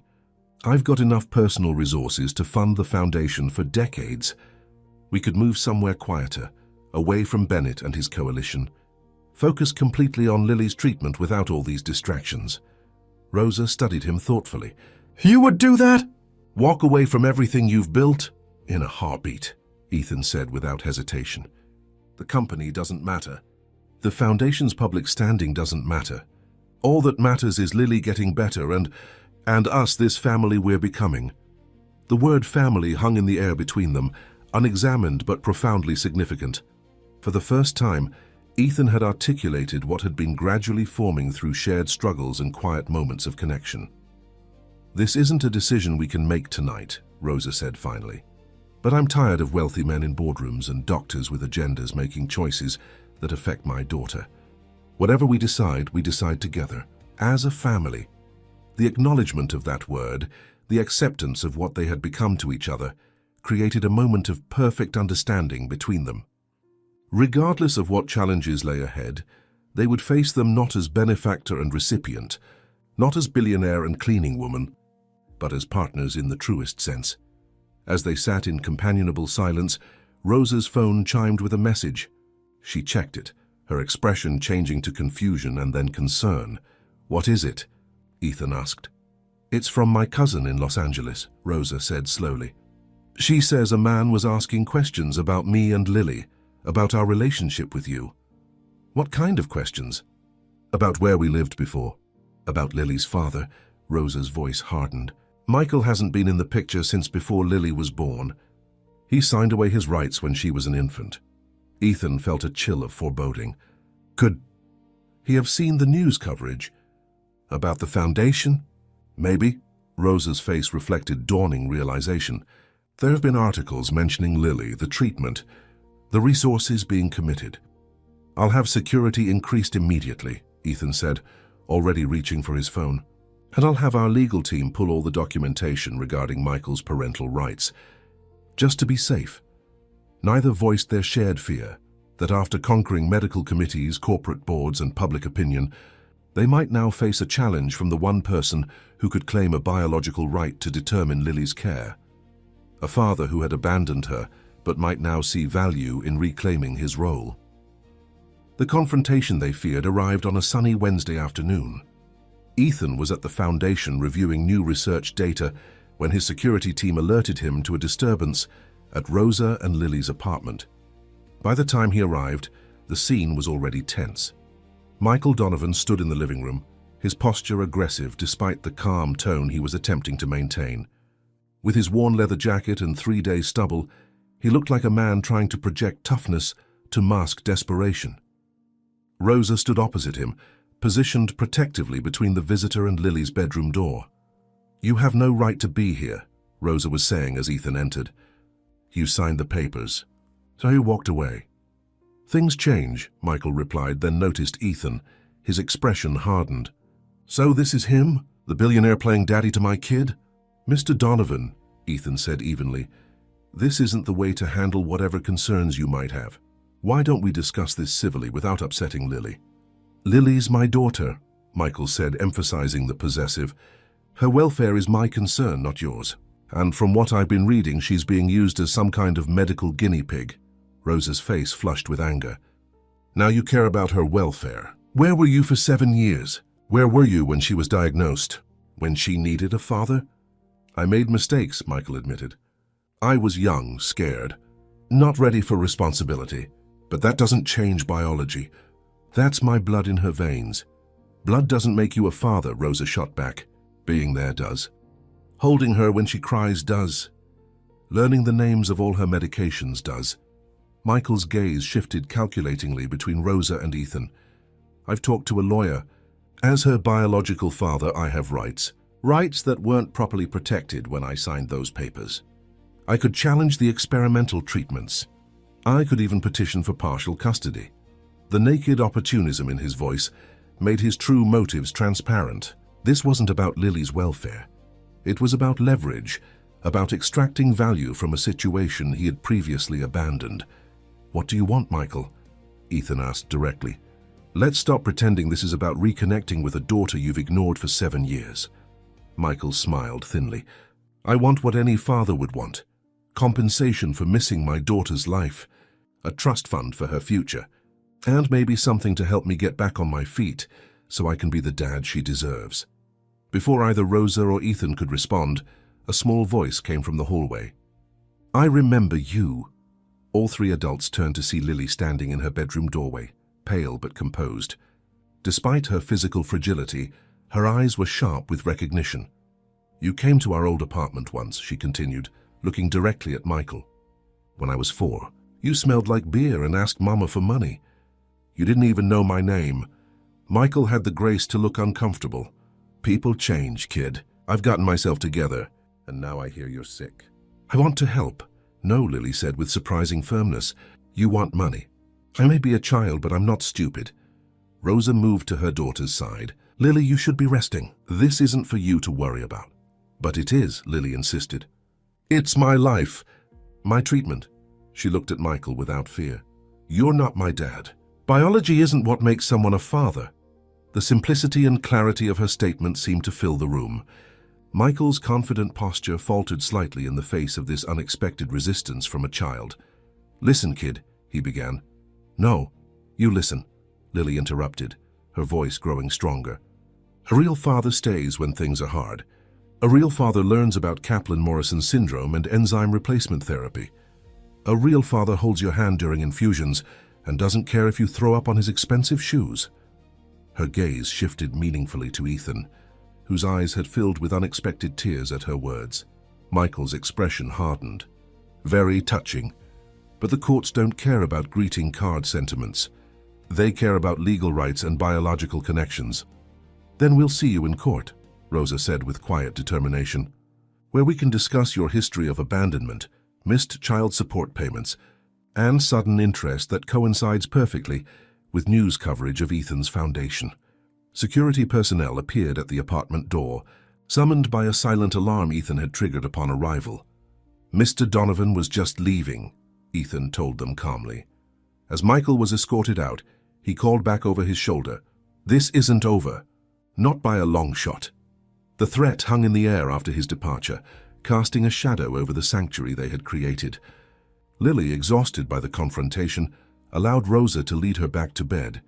Ethan remained in the living room, already calling his legal team to prepare for what was clearly coming. The next morning, as predicted, papers arrived. Michael Donovan had filed for an emergency hearing regarding Lily's medical care, claiming that, as her biological father, he had not consented to the experimental treatments and had concerns about their safety. Additionally, he petitioned to revisit the original termination of parental rights, claiming he had been coerced and wasn't properly represented. This is textbook, Ethan's family court attorney explained during an emergency meeting. He's trying to establish enough legal standing to force a settlement. He doesn't actually want custody or medical decision-making power. He wants to be bought off. So we buy him off, Ethan said pragmatically. Whatever it takes to make him go away permanently. No, Rosa interjected firmly. No payoffs. That would just confirm what he thinks. That Lily has a price tag now because of her connection to you. I won't have my daughter learn that lesson. The attorney looked between them. Without a settlement, we're looking at court hearings, possibly lengthy ones. The family court system moves slowly, and judges tend to favor biological connections, unless there's overwhelming evidence of unfitness. Which there is, Rosa insisted. 7 years of documented absence, signed termination papers, not a single birthday card or child support payment. Those will help our case, the attorney agreed. But be prepared for this to get messy. He'll claim he's changed, that he wasn't given proper chance to maintain a relationship, that he's reformed and deserves another chance. Ethan listened to the legal strategies with growing frustration. The system seemed designed to prolong exactly the kind of uncertainty that Lily didn't need during her treatment. Every day spent fighting this battle was a day distracted from her care and recovery. As they left the attorney's office, Rosa was uncharacteristically quiet. In the car, she finally spoke. I should have known this would happen. The moment our lives intersected with wealth and public attention, the vultures would circle. This isn't your fault, Ethan assured her, and we'll handle it together. Rosa looked out the window, her reflection in the glass revealing worry lines that had deepened over recent months. Sometimes I wonder if Lily and I would have been better off staying invisible. No foundation, no experimental treatments, no public scrutiny. Just the two of us facing whatever came on our own terms. Do you really believe that? Ethan asked softly. After a long pause, she shook her head. No, the foundation is Lily's best hope. And you, she turned to meet his gaze. You've become essential to both of us in ways I never expected. That evening, they gathered in Lily's room for their nightly ritual of reading together. Despite the looming legal battle and the continuing medical challenges, these moments of normalcy had become sacred. Tonight, however, Lily had questions that couldn't be avoided. Is that man really going to take me away? She asked directly, her small face serious in the warm lamplight. No, Mika, Rosa assured her. He has no power to do that.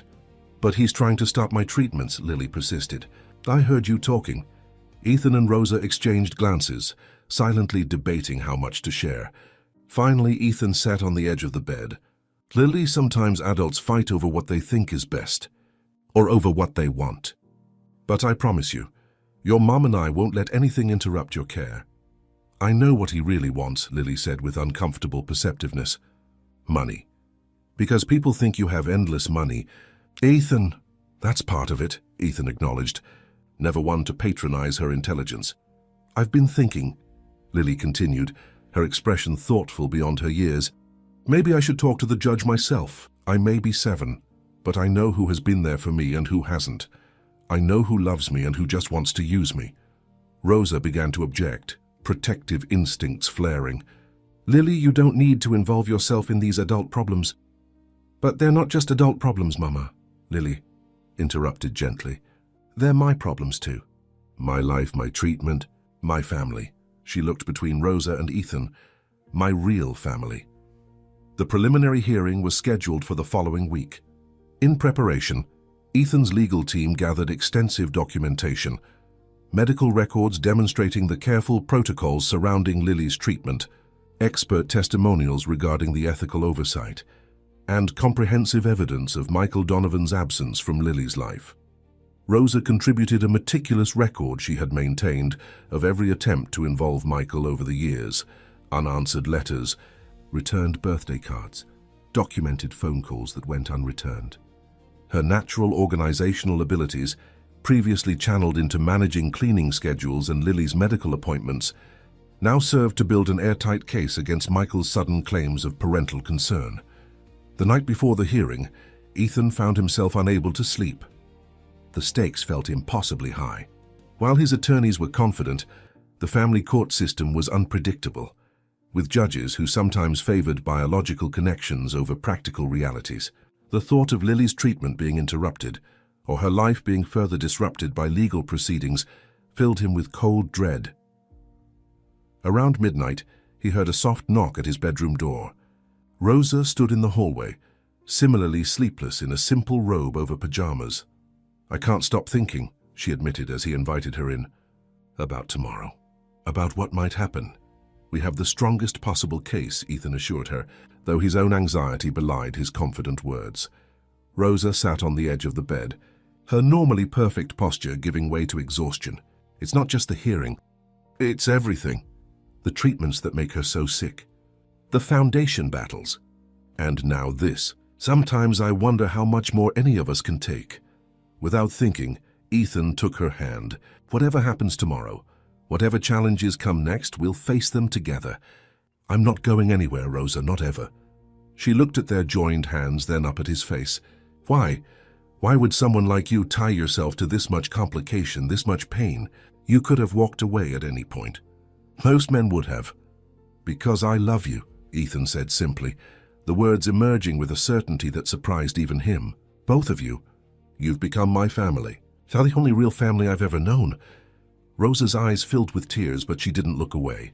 I've been afraid to trust this, to believe it could be real, that someone like you could love someone like me, not just Lily with her brilliant mind, but me, a woman who cleaned your offices. You've never been just anything, Ethan said, gently touching her cheek. You're the strongest, most devoted person I've ever known. How could I not love you? In the quiet of the night, with the world and its challenges temporarily held at bay, they found comfort in each other's arms, not in passion but in the simple human need for connection in the face of uncertainty. The family court was smaller than Ethan had imagined, the atmosphere less formal than corporate litigation, but weighted with more human consequence. Judge Sandra Michaels, a veteran of the family court system with 20 years on the bench, presided with a no-nonsense efficiency that suggested she had seen every possible maneuver and manipulation. Michael Donovan had dressed for the occasion in an ill-fitting suit that couldn't quite conceal his opportunistic nature.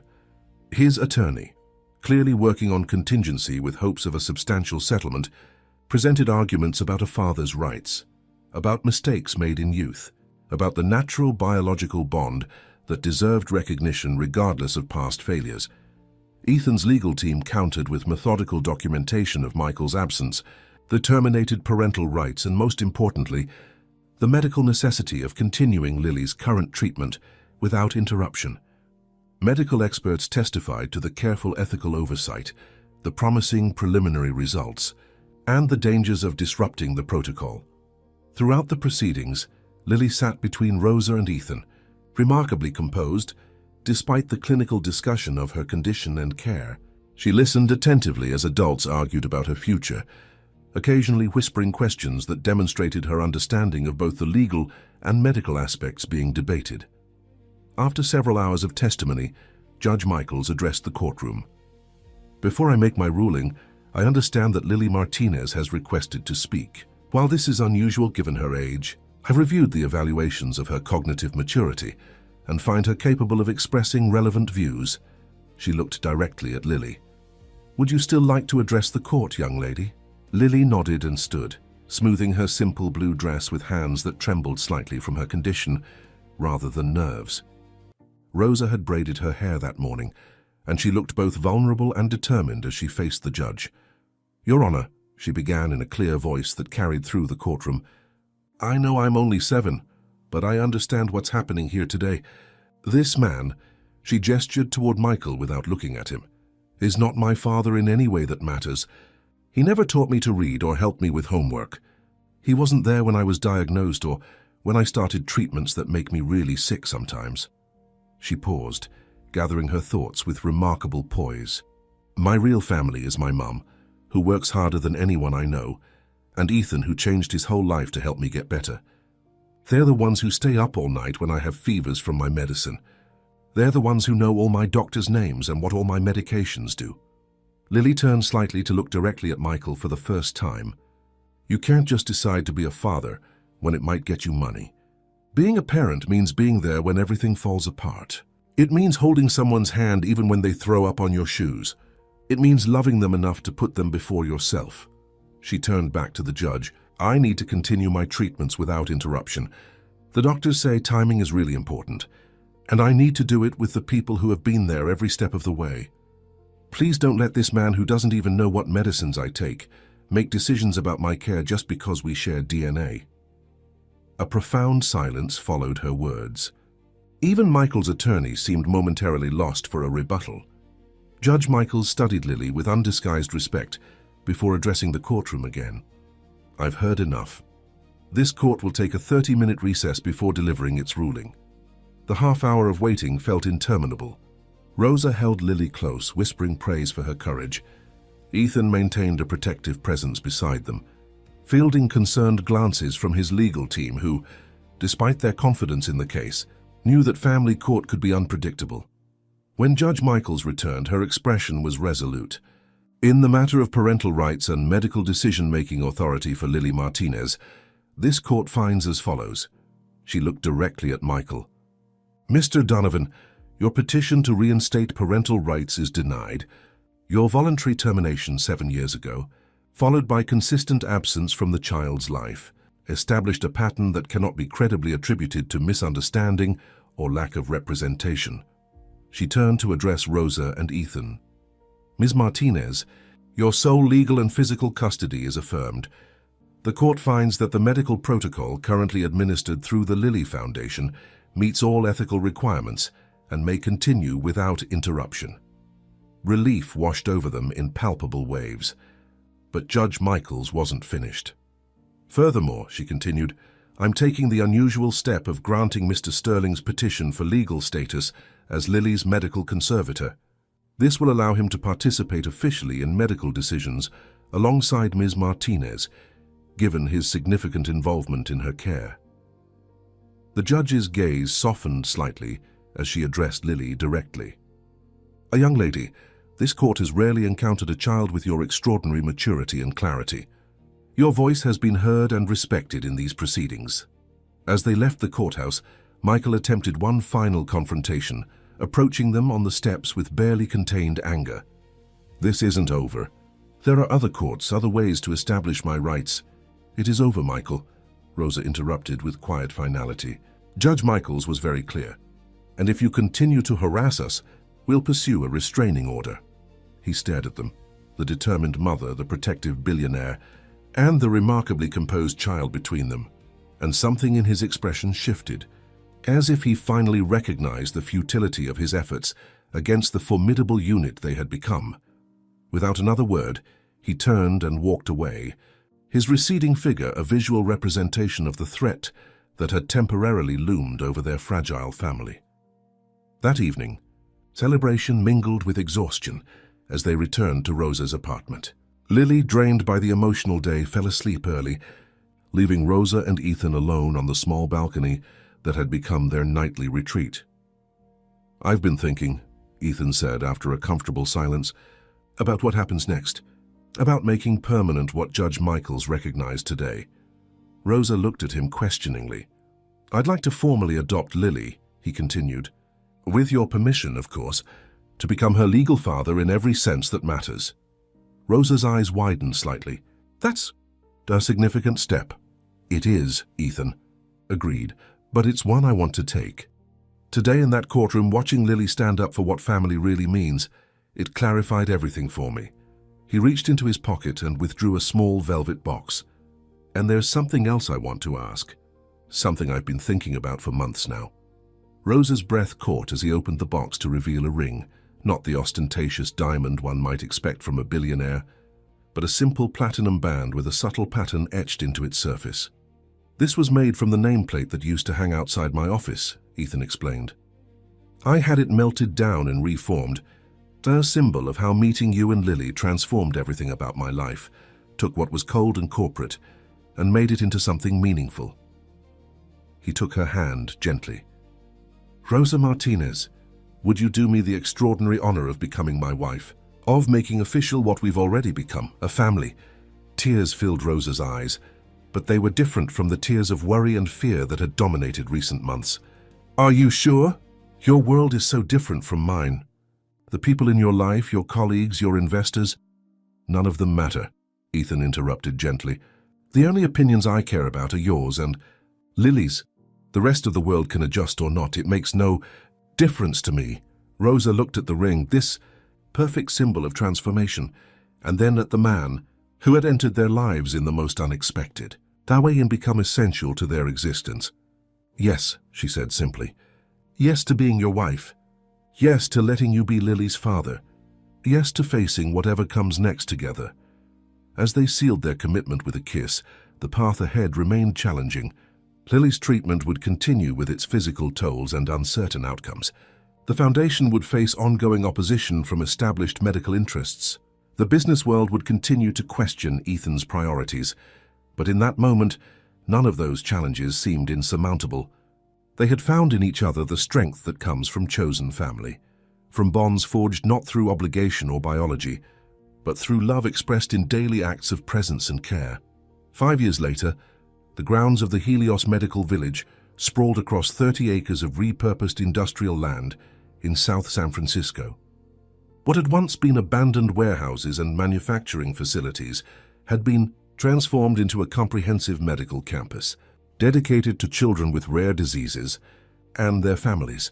The central treatment facility featured state-of-the-art diagnostic and therapeutic capabilities, but it was the surrounding structures that made the village unique.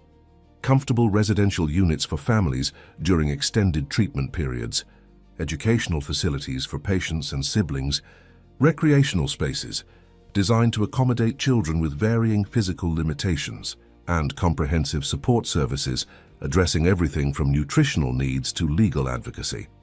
In his office overlooking the campus, Ethan Sterling reviewed the quarterly outcomes report with quiet satisfaction. Over 300 children had received treatment through the village's programs in the past year alone. The experimental protocol that had begun with Lily had evolved into standardized therapies for dozens of related conditions. The AI diagnostic platform had successfully identified rare disorders in early stages, dramatically improving outcomes through prompt intervention. A knock at the door interrupted his review. "They're ready for you in the auditorium," Margot reminded him. Though still technically his assistant, her role had evolved to become the village's chief operations officer, applying her organizational genius to the complex logistics of the expanding campus. "Is everyone here?" Ethan asked, straightening his tie, a concession to the formality of the occasion. "The entire International Medical Ethics Committee arrived an hour ago," Margot confirmed. "Dr. Bennett is with them." Ethan nodded, unsurprised.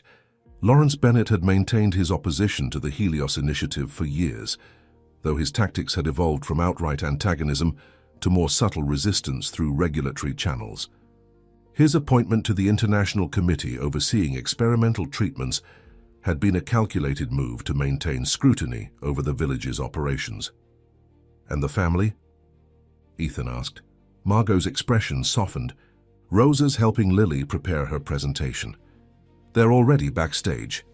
The annual review by the International Committee was crucial for maintaining the village's certifications and permissions for its more innovative treatments.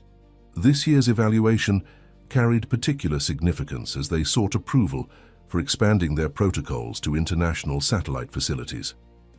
As Ethan made his way across the campus, he reflected on the journey that had brought them here. The early years had been brutal. Months of watching Lily endure treatments that often seemed worse than the disease itself. Periods of apparent improvement, followed by frightening setbacks. Nights spent in hospital rooms fearing the worst while hoping for miracles. Through it all, their improvised family had solidified into something unbreakable. The wedding had been simple, held in Lily's hospital room during a stable period in her treatment, with Dr. Chen as witness and a handful of medical staff in attendance. The adoption had followed, legally confirming what had already become emotional reality. Ethan was Lily's father in every way that mattered.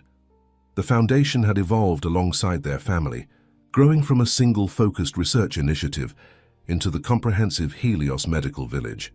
Each expansion had been inspired by practical needs they'd encountered during Lily's treatment: the exhaustion of commuting from home to hospital, the educational disruptions, the isolation from peers, the financial devastation many families faced even with insurance. Ethan entered the auditorium through a side door, wanting a moment to observe before being noticed.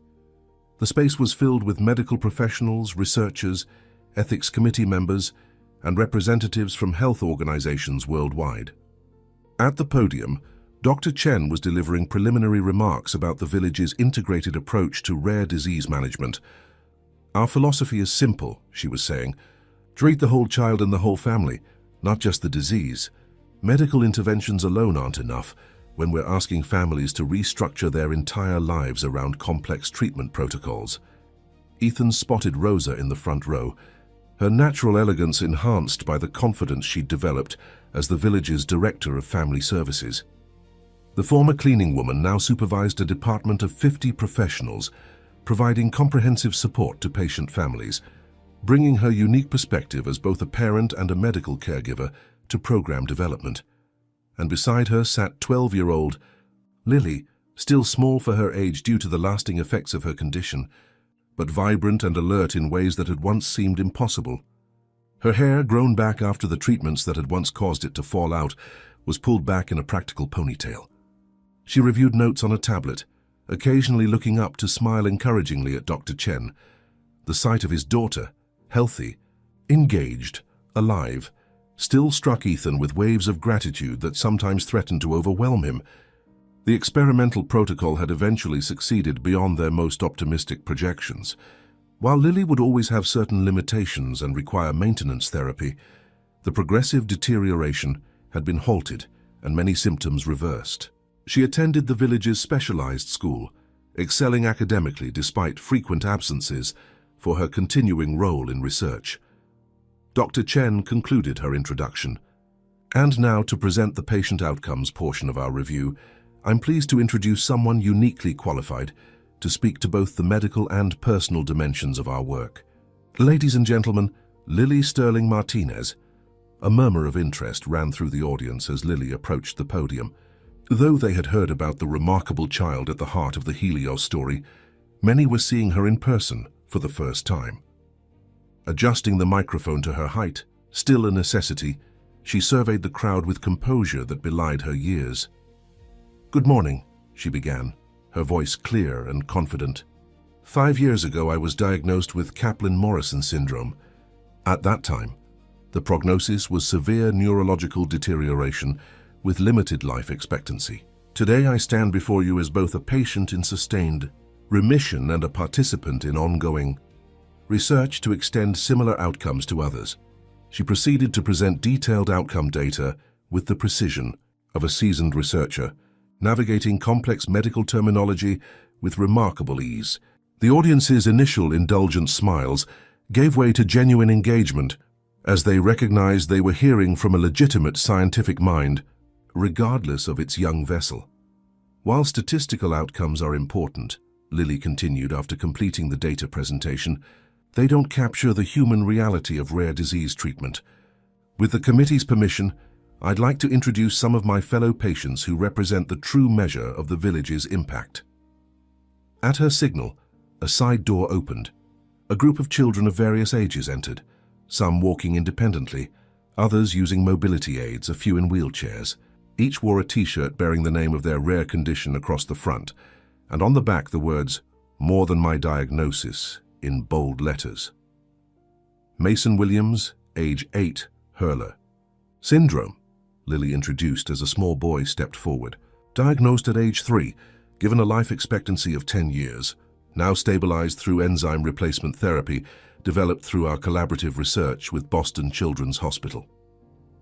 One by one, she introduced the children, each representing a condition that had once been considered untreatable, but now had protocols developed through the village's work. The committee members, many of whom had spent careers reviewing clinical data in sterile conference rooms, found themselves confronted with the living embodiment of statistical success. Children laughing, learning, playing, living. These are not just medical victories, Lily concluded as the children returned to their families. These are lives reclaimed. Brothers who can play together, students who can return to school, daughters who can dance at their parents' weddings. She smiled at Ethan and Rosa in the audience. I should know. As applause filled the auditorium, Ethan noticed Dr. Bennett's reaction. The man who had once been their most vocal opponent sat motionless, his expression unreadable as he watched Lily field questions from committee members with remarkable sophistication. The formal presentations continued throughout the morning, with various department heads detailing the village's operations, research protocols, and future initiatives.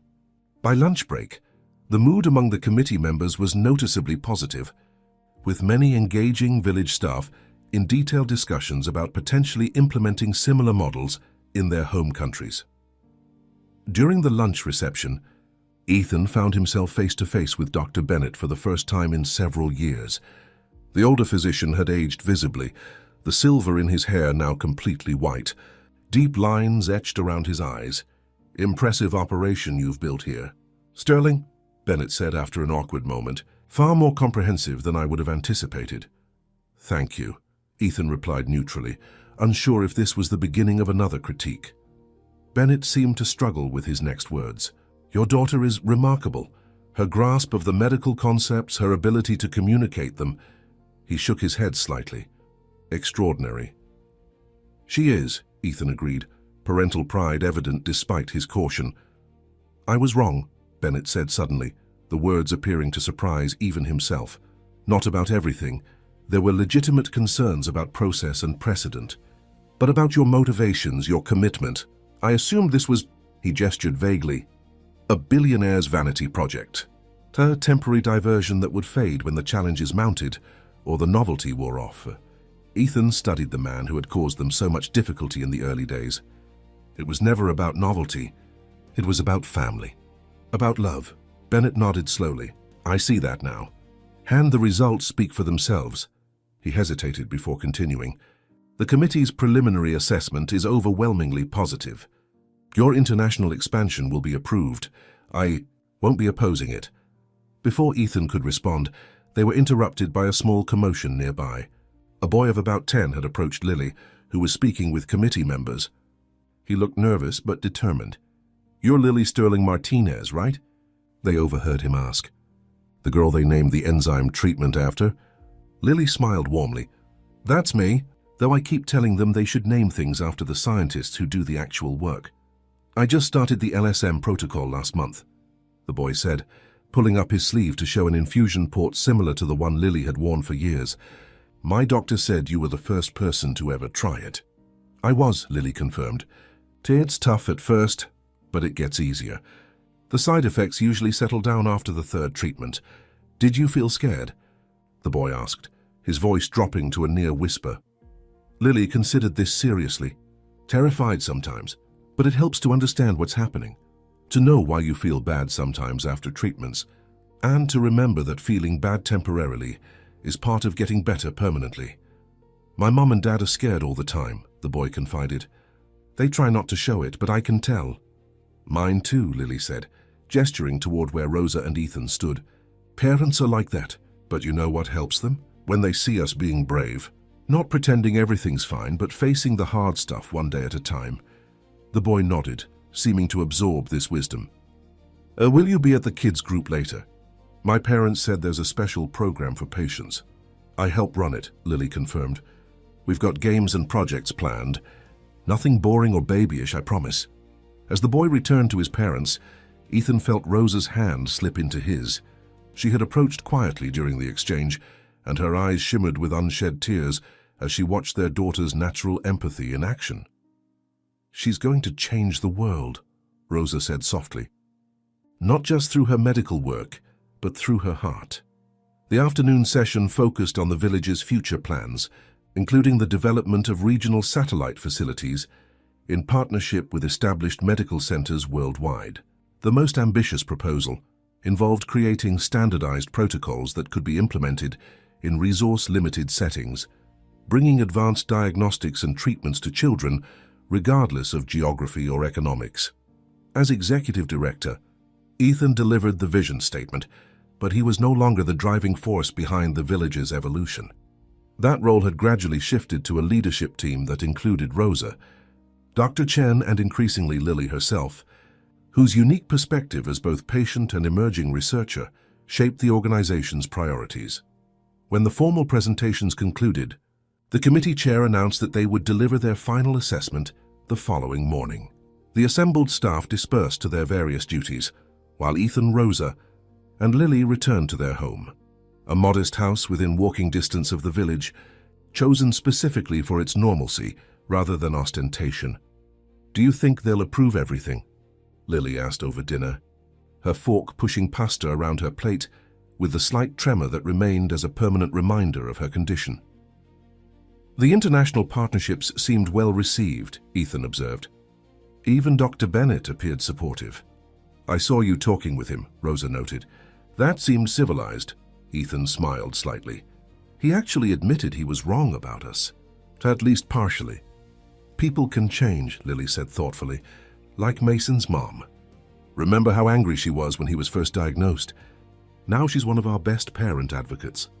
Later that evening, after Lily had gone to bed, Ethan and Rosa sat in their customary spots on the back porch, a tradition maintained from their earliest days together.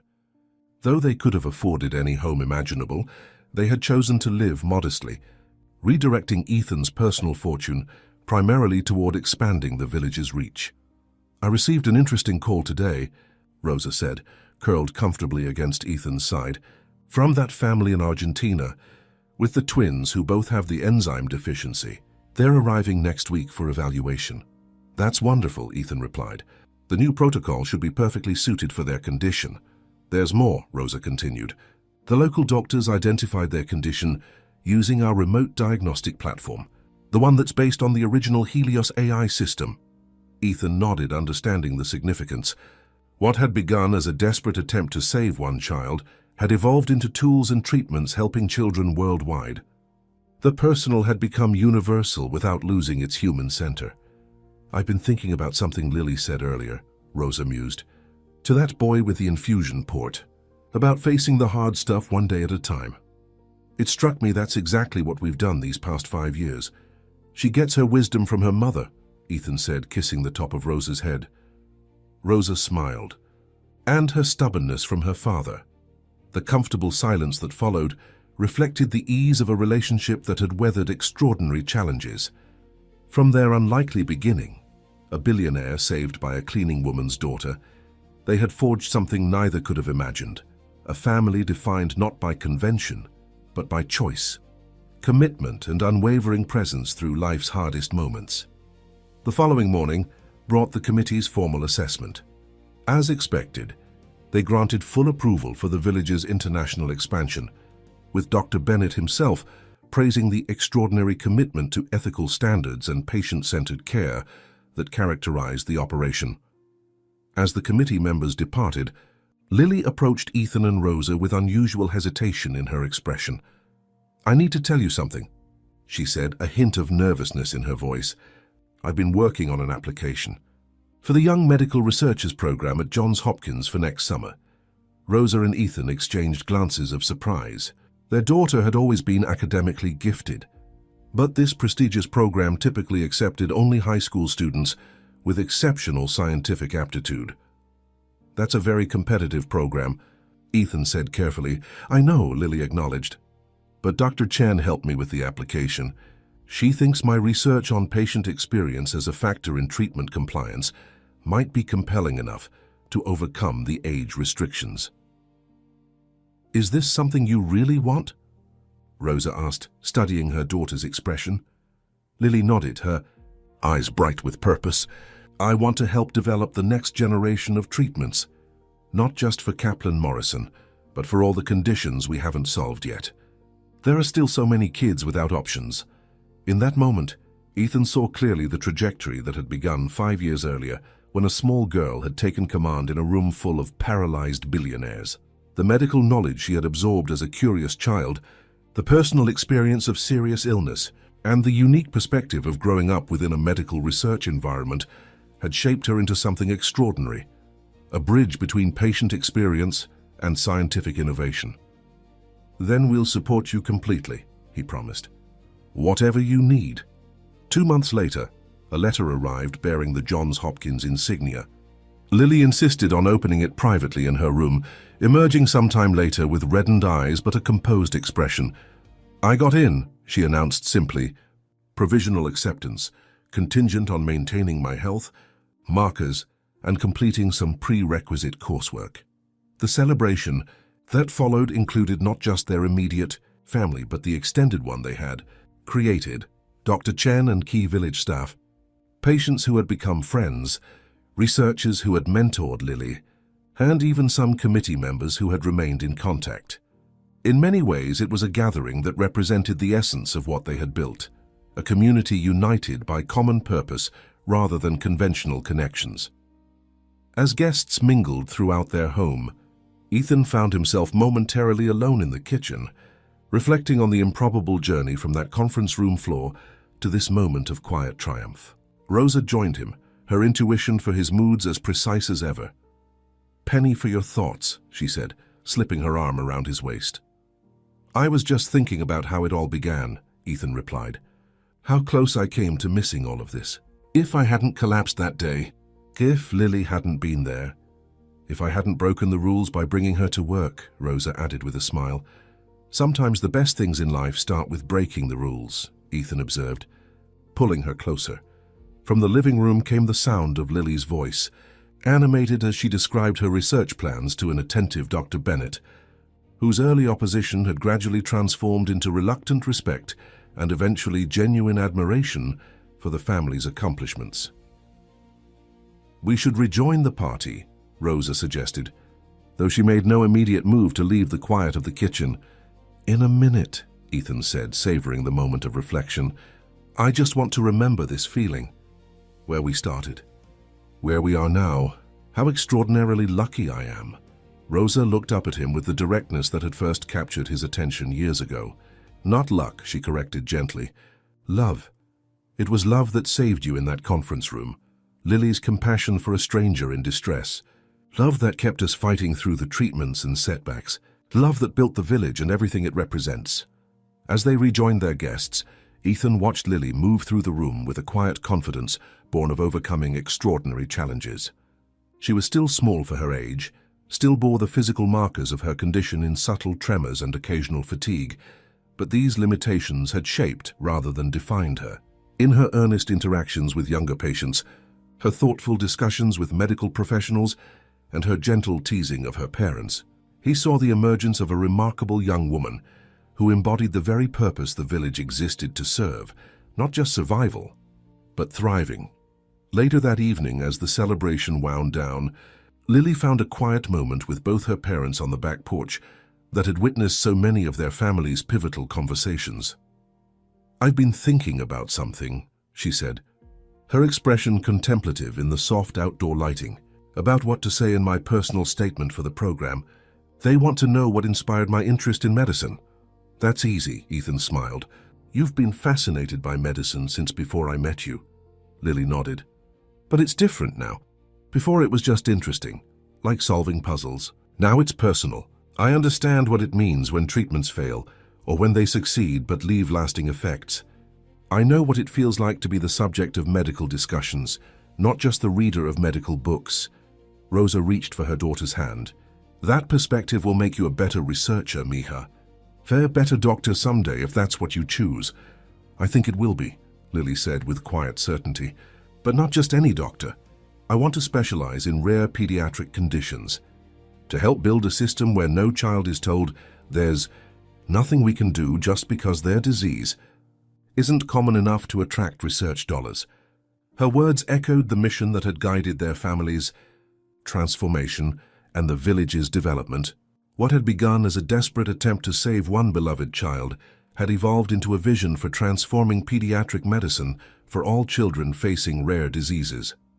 "You know," Ethan said thoughtfully, "when people ask me about my greatest achievement, they expect me to talk about Sterling Technologies or the Helios system, or even the village. But none of those are the real answer." "What is?" Lily asked curiously. Ethan looked between his wife and daughter, the cleaning woman and the precocious child who had saved him in every way a person can be saved. "This our family. The love we've built together. Everything else flows from that." As the three of them sat together under the stars, their entwined hands formed a circle of connection that represented everything the medical village strived to create for others. Not just treatment, but belonging. Not just survival, but purpose. Not just care, but love. In the years to come, the Sterling Martinez family would face new challenges. Lily's medical journey would include setbacks alongside victories. The village would encounter resistance as it expanded internationally. But the foundation they had built, both the medical campus and the family unit, would stand firm against whatever storms might come.